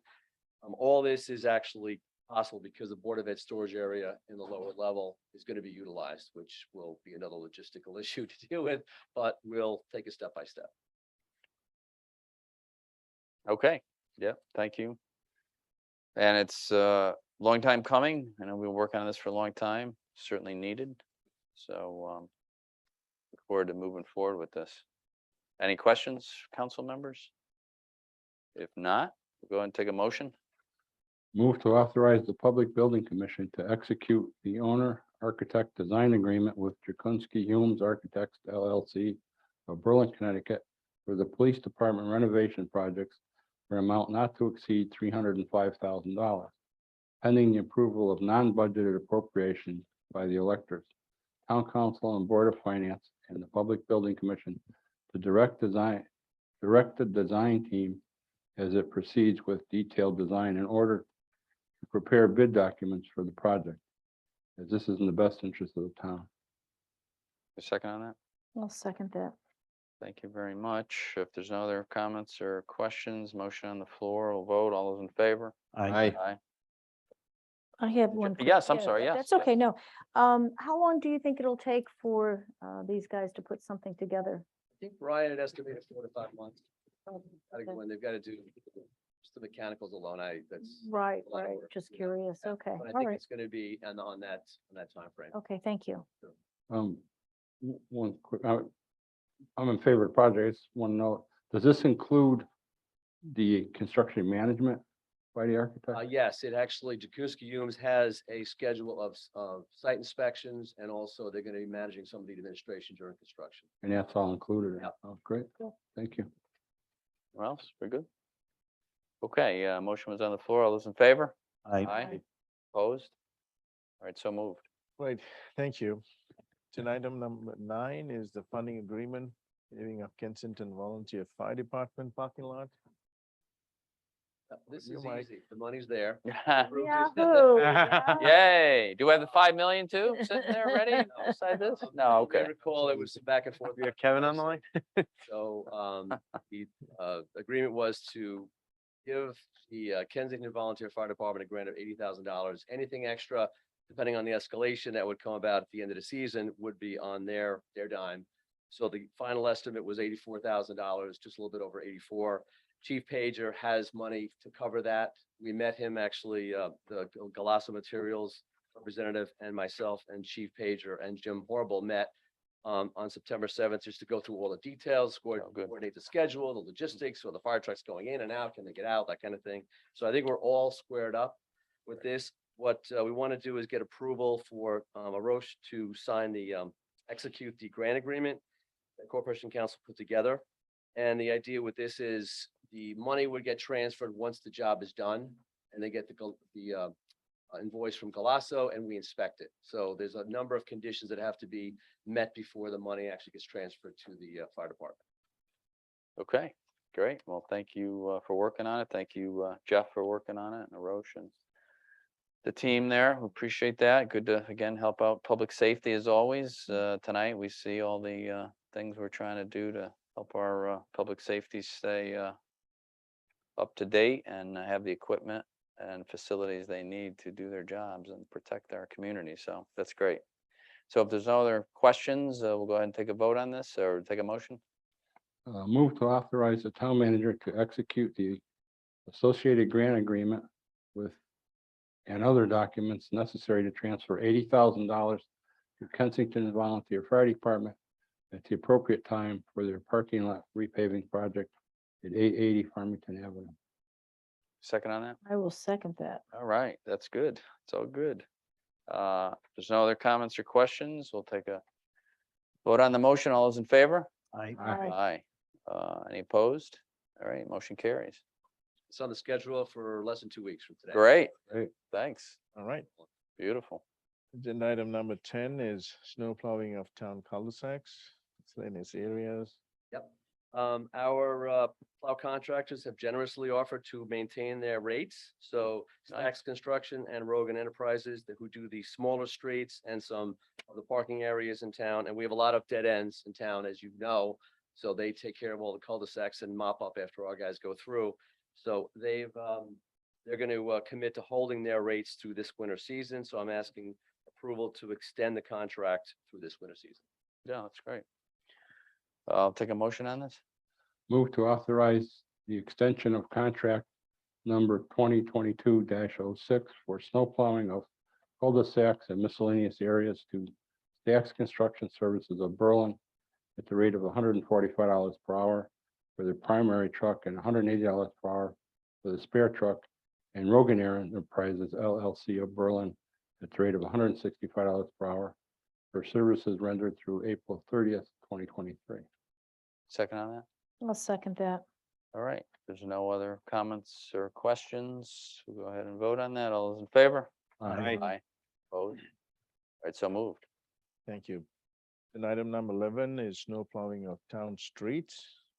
Yes, this is for the full-size plow trucks and earth contractors they all went through a competitive bid last year.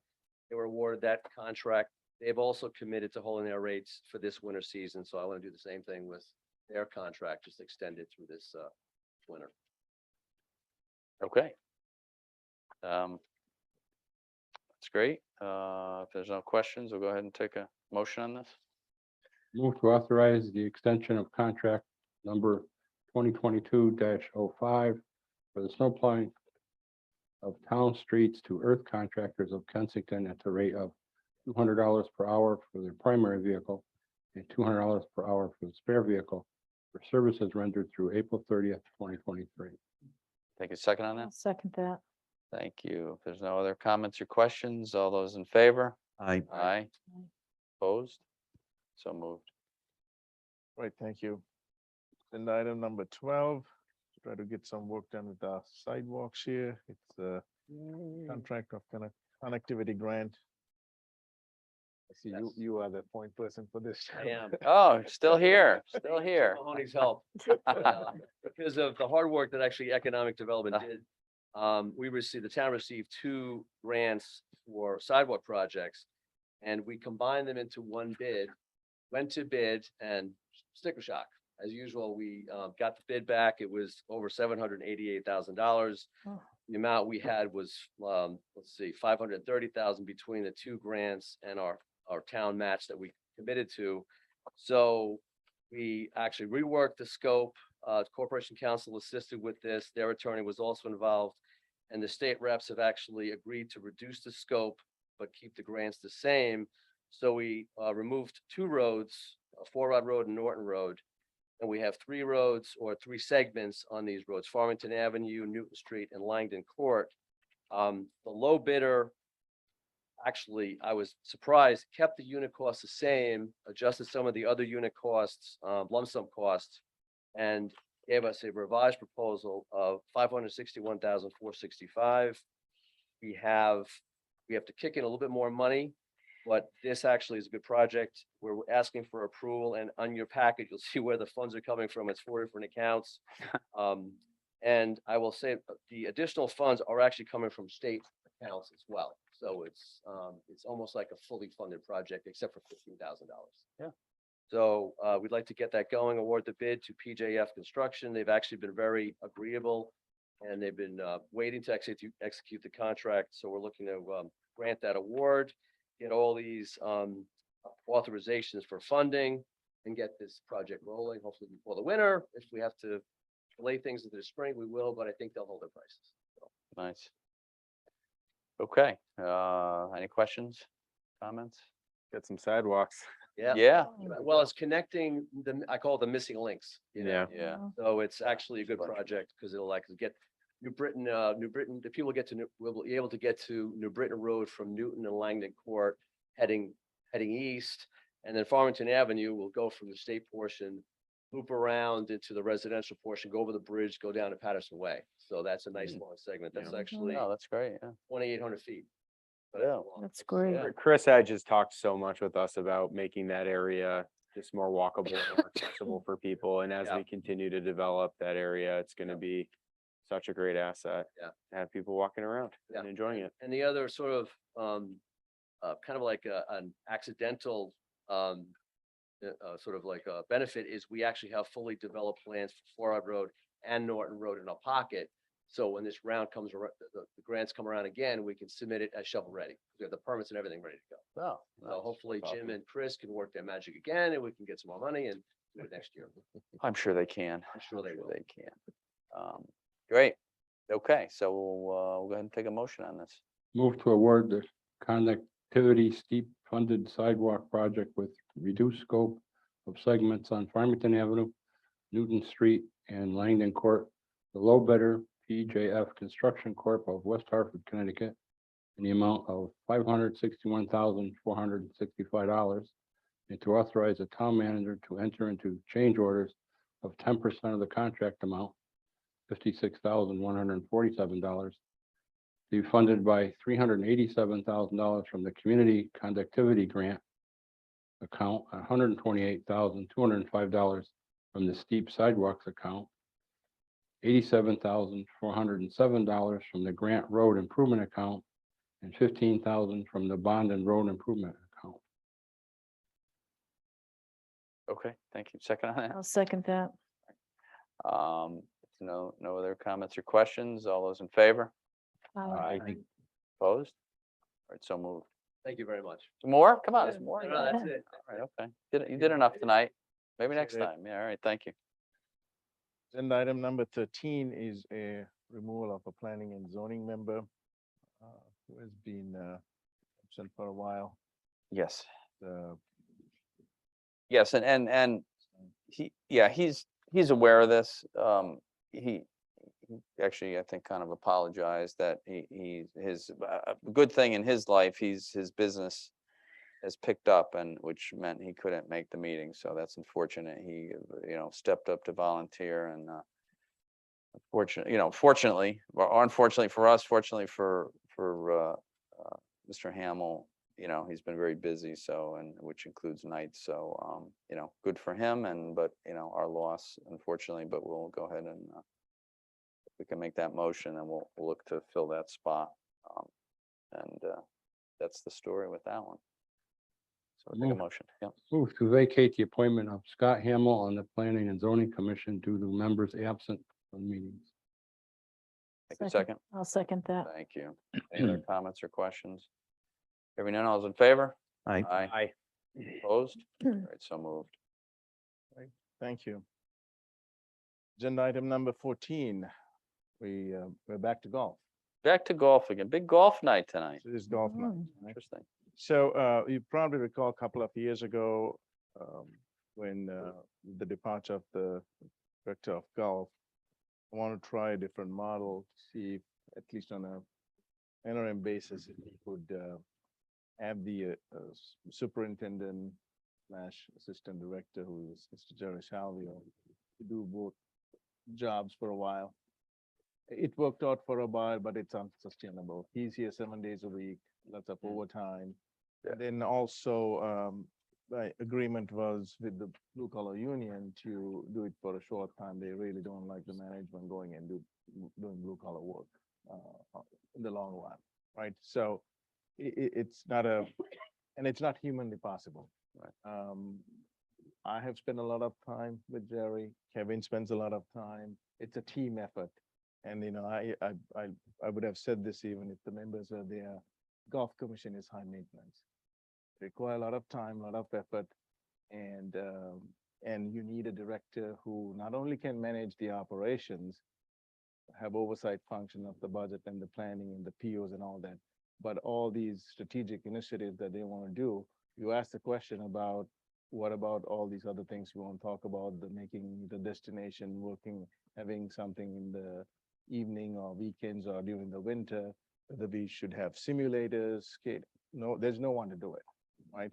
So what I'm asking here is to bring back this director position, and there's sufficient funds. You recall last year, 160, 142,000. To tell you this, most of it is because I didn't fill the director's position. Okay. So I'm planning to bring a person around 70, 75 with benefits. This will not cost the taxpayers anything. There's a sufficiency of funds. There's enough money in the lines. Since they're also restructuring how the pros contract will work out. There's sufficient funds to, especially for the half a year, and then when we come back next year for the fiscal year 2024 budget, we'll include that in the budget request as well. But I do want to get started now, hopefully have a person start in November.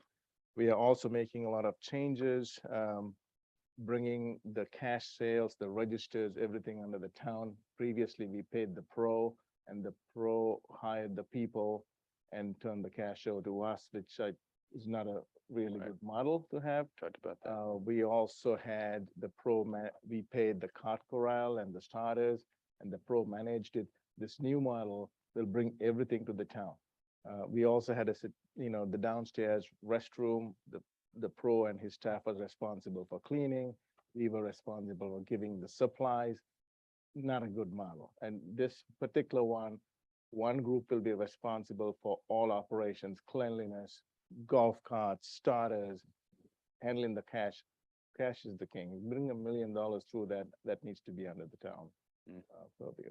And then the pro gets to be a real pro, give lessons and conduct leagues and arrange tournaments and give all the stuff that the pros do and manage the pro shop. Right. So that's the vision we have for the place, and it's a good opportunity to realign all responsibilities, clear delineation of duties, and that I think will work out well. So Good. I'm asking for your approval to post the position and hire, and it will not again affect the way the ordinance is written. Okay, good, All operations have to be managed within the income that we bring Right. in to go. good.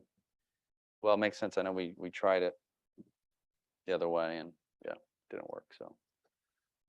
With the new job description handed out. I was at the new one Yeah, I here. Saw that. Did the- Yeah. Okay. So one that you have tonight. Okay.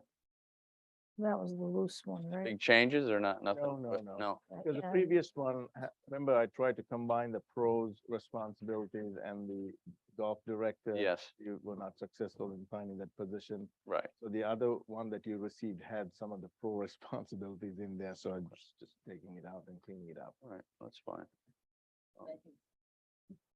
Okay, what do we all think? Yes, makes sense to everyone here? Comments, questions, nothing? No, good? Okay. Go ahead and take, Charlie, we're really working you out tonight. You thought it would be easy, You huh? need a as the lassenger. deputy mayor? So we got a couple more motions. Heavy Every, lies the crown. Charlie, yeah, heavy lies. everyone tonight seems to have multiple motions too, just to Yes, make it, you right. know. I'm earning every dollar you're paying me. So this one has two motions as well. It's great, you About know, that. maybe we should add some more. Transparency. Yeah, yeah, that's it. Move to authorize to reestablish the golf director's position for Timberland and fill the position no sooner than November 1st, 2022. Thank you. Second on that? I will second that. All right. All those in favor? I, Aye. Opposed? So moved. Second one. Move to transfer $10,000 from the pro share of cart revenue account and $49,040 from Golf Pro contractual service account to department head and related fringe benefits accounts, all in the golf course department in the general fund pending approval by the Board of Finance. Thank you. Second on that? I'll second that. All right, thanks. Any other comments on this one? Hearing none. All those in favor? Aye. Opposed? All right, so moved. Hopefully we'll make our golf course run even better than we've been doing, right? Yeah, it's only Doing going, great, but getting better. yeah, that's the main thing.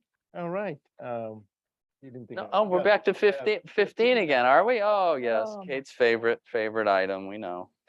I So, tried to skip it, but. we try, he was trying to blow by it. I know, I get it. transparency, Roche. Yeah. Yeah. I have it here.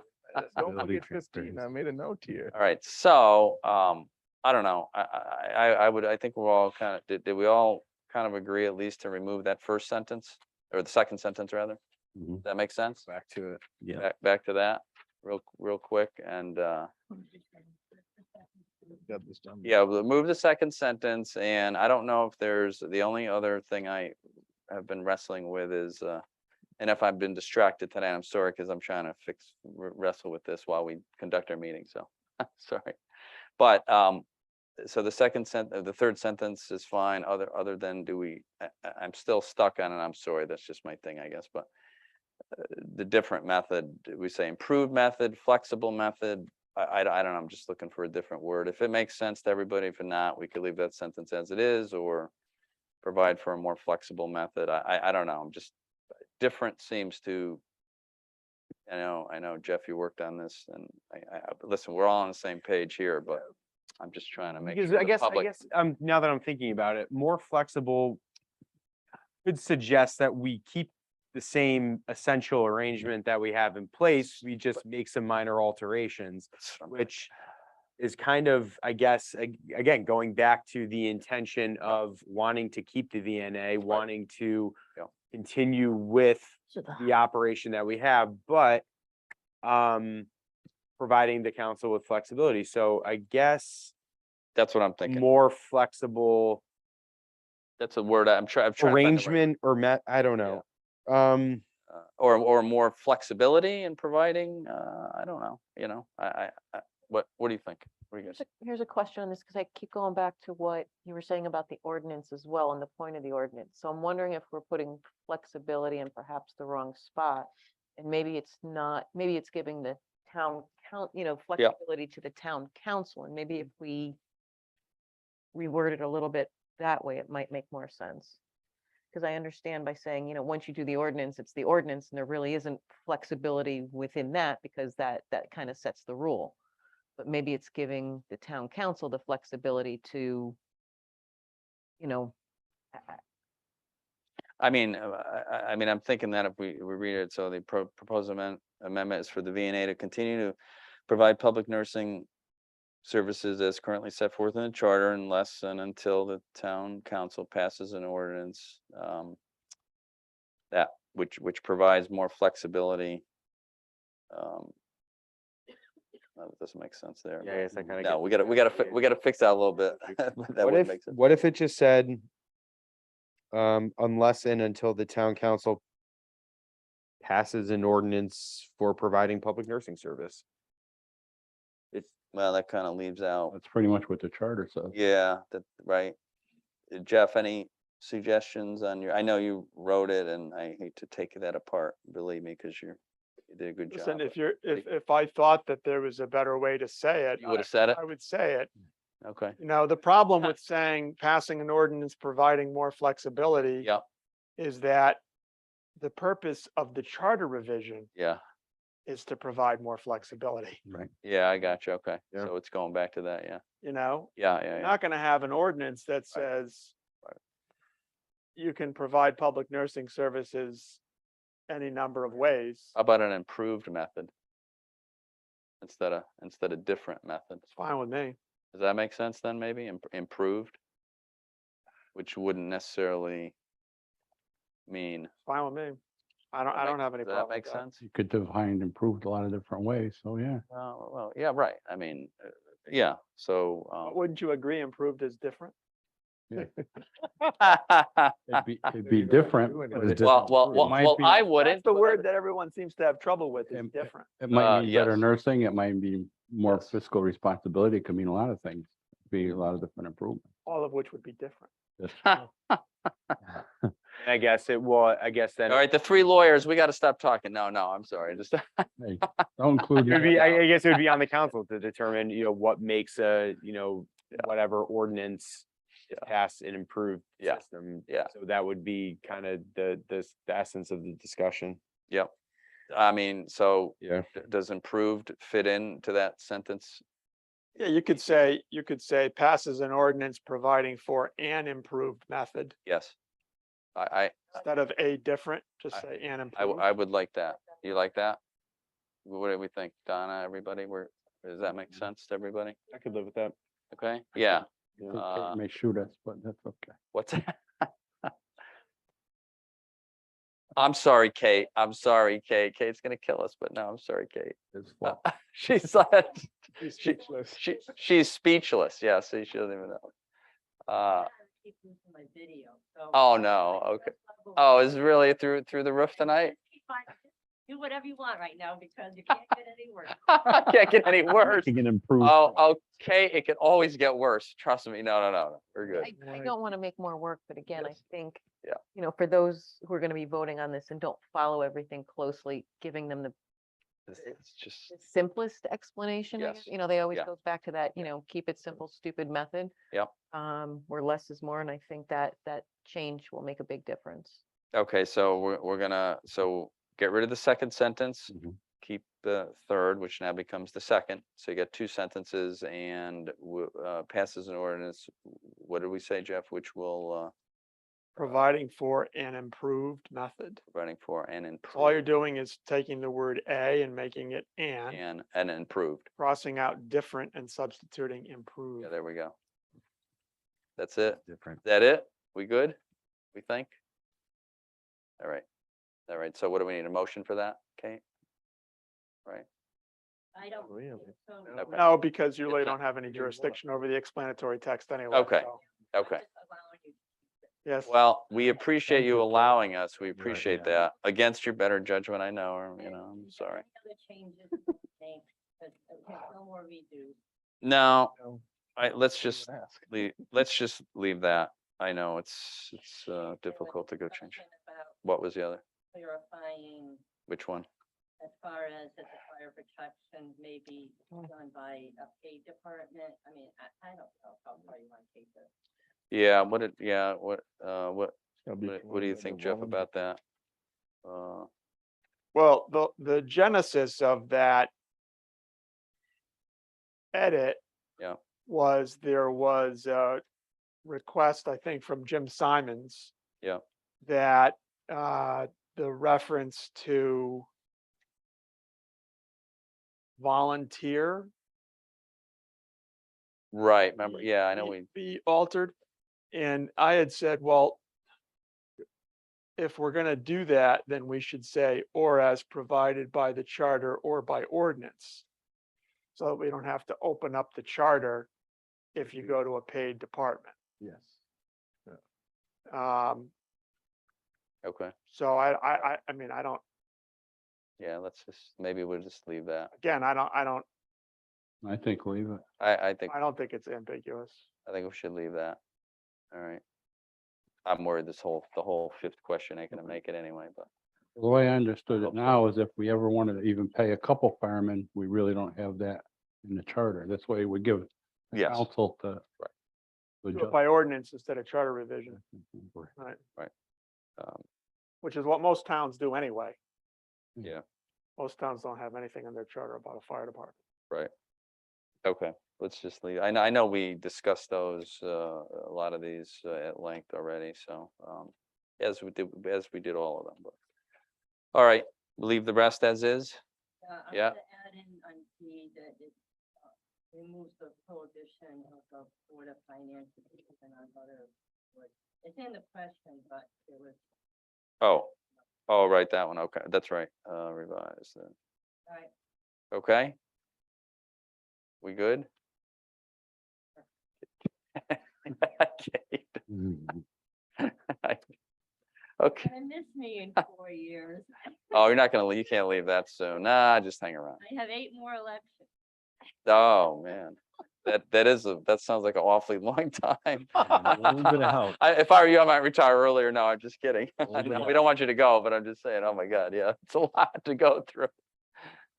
Okay, We good? I think we're good. Whew, let's move on before we won't change anything else, yeah. That's all we have for agendas. Yes, that's good. We're good. You're up. Yes, sir. Town manager I'll report. keep it short. We have an executive session too. Yes. So following up from last week's request from the Berlin Housing Authority, we had a group call with town staff and the Berlin Housing Authority, myself. Make a long story short, what we have agreed to do is for the town to go and test the generator. We have already got the capacity and the load requirement from the Berlin Housing Authority, what is needed at Percival. They already did that. That's great. And our generator is capable of generating that output. Beautiful. So we are getting an engineering firm, I believe Huntington Group, to come in, get the generator started, commission it, make sure it can generate that output and certify it, right? If that can be done, the housing authority agreed, we had a mutual agreement that if we'll pay for it, it'll be probably $2,000 to $3,000. And they will put the pad, and once we deliver it, they'll take care of the connections and installation. So that's where we are, and I hope the thing will work out because it's there, and if it Yeah. can work, and it's not something that you're gonna need every day. For an Right. emergency, crank it up and Right. run the facility, and it'll be good way not to spend taxpayer money on things that we don't have And to. can they get that done by, what do you think? Do we Well, have a time frame? Within a week or so, we're still waiting to hear back when they could come and actually do the work. Yeah, to- yeah, yeah. And then, I don't want to commit to anything. No, it's all right. It's moving forward. That's the main thing. We found a generator. That's Do great. that, And it Yeah. will gift the generator to the housing authority. And they said they had the funds to install it, correct? I asked Joe Jaworski was on the line, and I know, Mr. Mayor, we had offered to, Yeah. pay for the cost, but they were already got it. planning to do that. But I said, I would appreciate if we could, do something. Can we waive the permit fee? We'll see about that.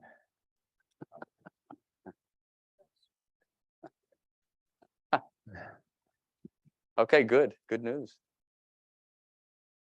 Excellent. Good. So Yeah. that's it for the, Town managers report? no, that's Oh. for the, I'm trying to see. Yeah, just put you on, this Thursday, we have the ad hoc group for the pension, police. Yes. pension. Yes, The group had asked for some follow-up questions from the actuaries, and they are ready to share that. Oh, with good. you. great, So once we do that, I think we have to decide what you want to do with it. yes. And perhaps a joint meeting of the council and the Board of Finance, get everything out in the open Yes, and decide if you want to move forward or what you want to do if you decide to move forward. So we're gonna have a meeting on 10/6? No, not Oh, you. no, just the Uh, ad hoc meeting. Oh, Don't, gotcha. don't be Yeah. there because I don't want any Alright. caucus of the Gotcha. council yeah, we can have that. majority there. But you know what? I thought the last one, you know, we have some follow-up questions went well. Yep. And I think I we think so. moved down the road a little bit. And when we Yeah. get the answers from what we asked, which was only a couple of questions, a couple of very important questions, I think that'll be pretty good. I mean, the heart of the matter is, I think everybody would like to offer a pension, but what is it gonna cost the taxpayer? It's not for 1 year, it's perpetuity, for Forever. lifetime. Yeah. And there are unknown costs associated with the pension. There are a lot of variables from, assumptions that you make on investment returns and COLA and buying options. And how do we box it all in so that the decision makers understand what the specific risks are and the financial exposure? Is it 200 to 400,000 a year? Or is it 200 to 1 million a year? Make a big difference in decision. That's what we're trying to get at. I think the actuaries have a nice model that they have lined up that will share with you and the, members of the Board of Finance who want to know more about the numbers. So ask questions, and I think the joint meeting might be good after that. Yeah, we could do We that. all agree that. Yeah. to go. Yeah, we could do that. Yeah, I think, Because remember, a handful of people have been talking about this, but none of you have, yeah, of others have not yeah, heard anything about the pension. So I think it'll be good yeah. for folks to It's know. taken some time to get here, but I think we got to a good place so far. So yeah, then we could share it with everybody and see what your thoughts are. And then following Thursday, 6 PM, we'll have an ordinance committee meeting. Yes. And the purpose of that is to clean up, Attorney Capola had suggested when we passed the leash ordinance, we had some language saying that until the town council decides a leash-free area, the Bicentennial Park Meadow will stay as a leash-free area. Now that we have a leash-free area, we are enforcing it, but she recommends tightening up that language so that 5 years from today, there's no ambiguity as to what's leash-free and what is not. So it's a cleanup, but still have to go through the process, and we have to have the notice out there in 30 days and people to comment and do all those. And this is a week from Thursday or Thursday? Next the Thursday, 13th. 13th, next 13th. Thursday. Uh, 6. all the council members are there except for Donna. Oh, no, yes. So how would it work, Kate? Because previously Brendan was on the ordinance committee and Donna was not and Mike was not. So Oh, who's taking Brendan's spot?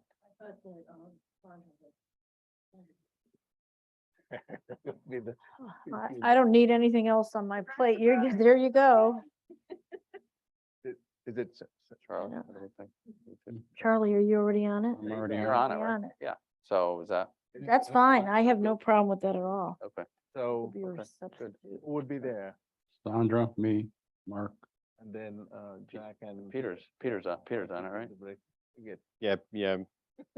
Don and Mike get a break. Yeah. Yeah, that's. You're actually okay. luckier than you're very And lucky. then we'll bring it back to the council. That's Anybody want fine. my Yeah, and that should be a quick meeting. Yeah. Very, right? Yeah. Yeah. Yeah.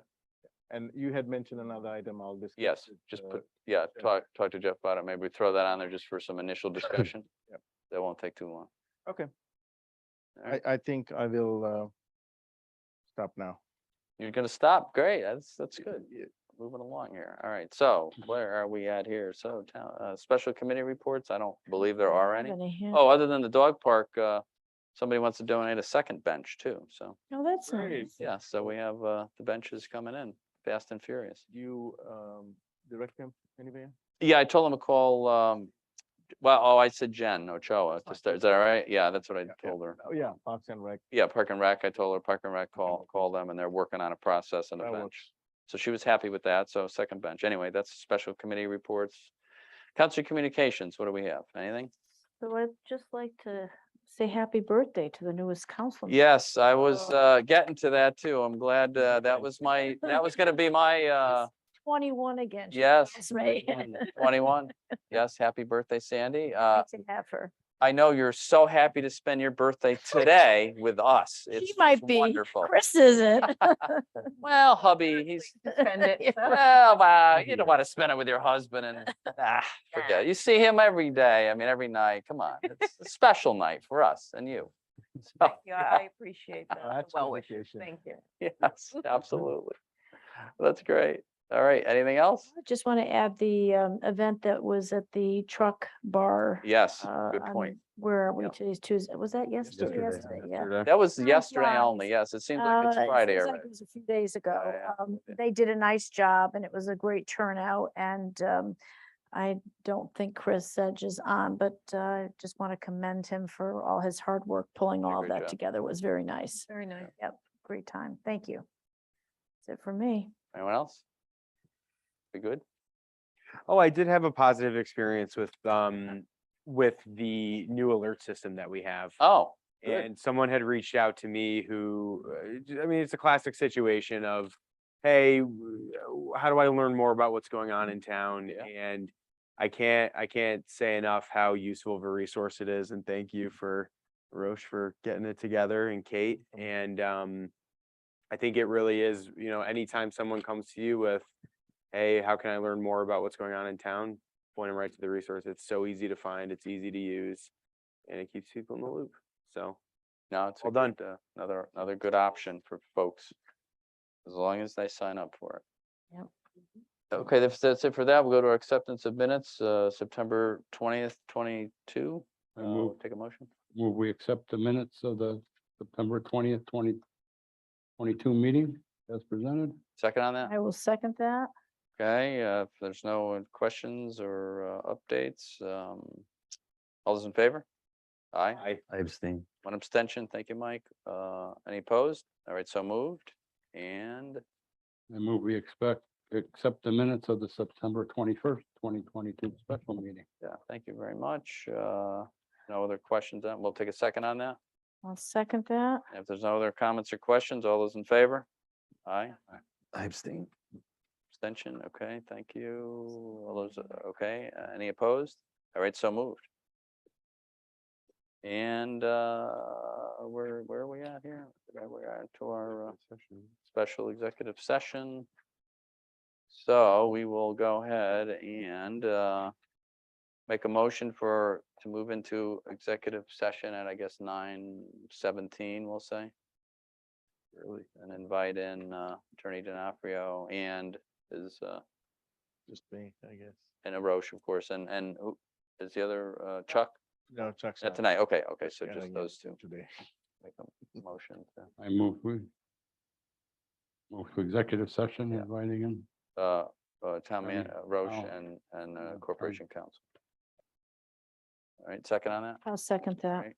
All right, so all those in favor? Aye. Thank And we'll, any opposed? So moved. All right, so we'll just take a moment to clear the room. All the folks are gonna have to leave in the room. It's gonna be a while to get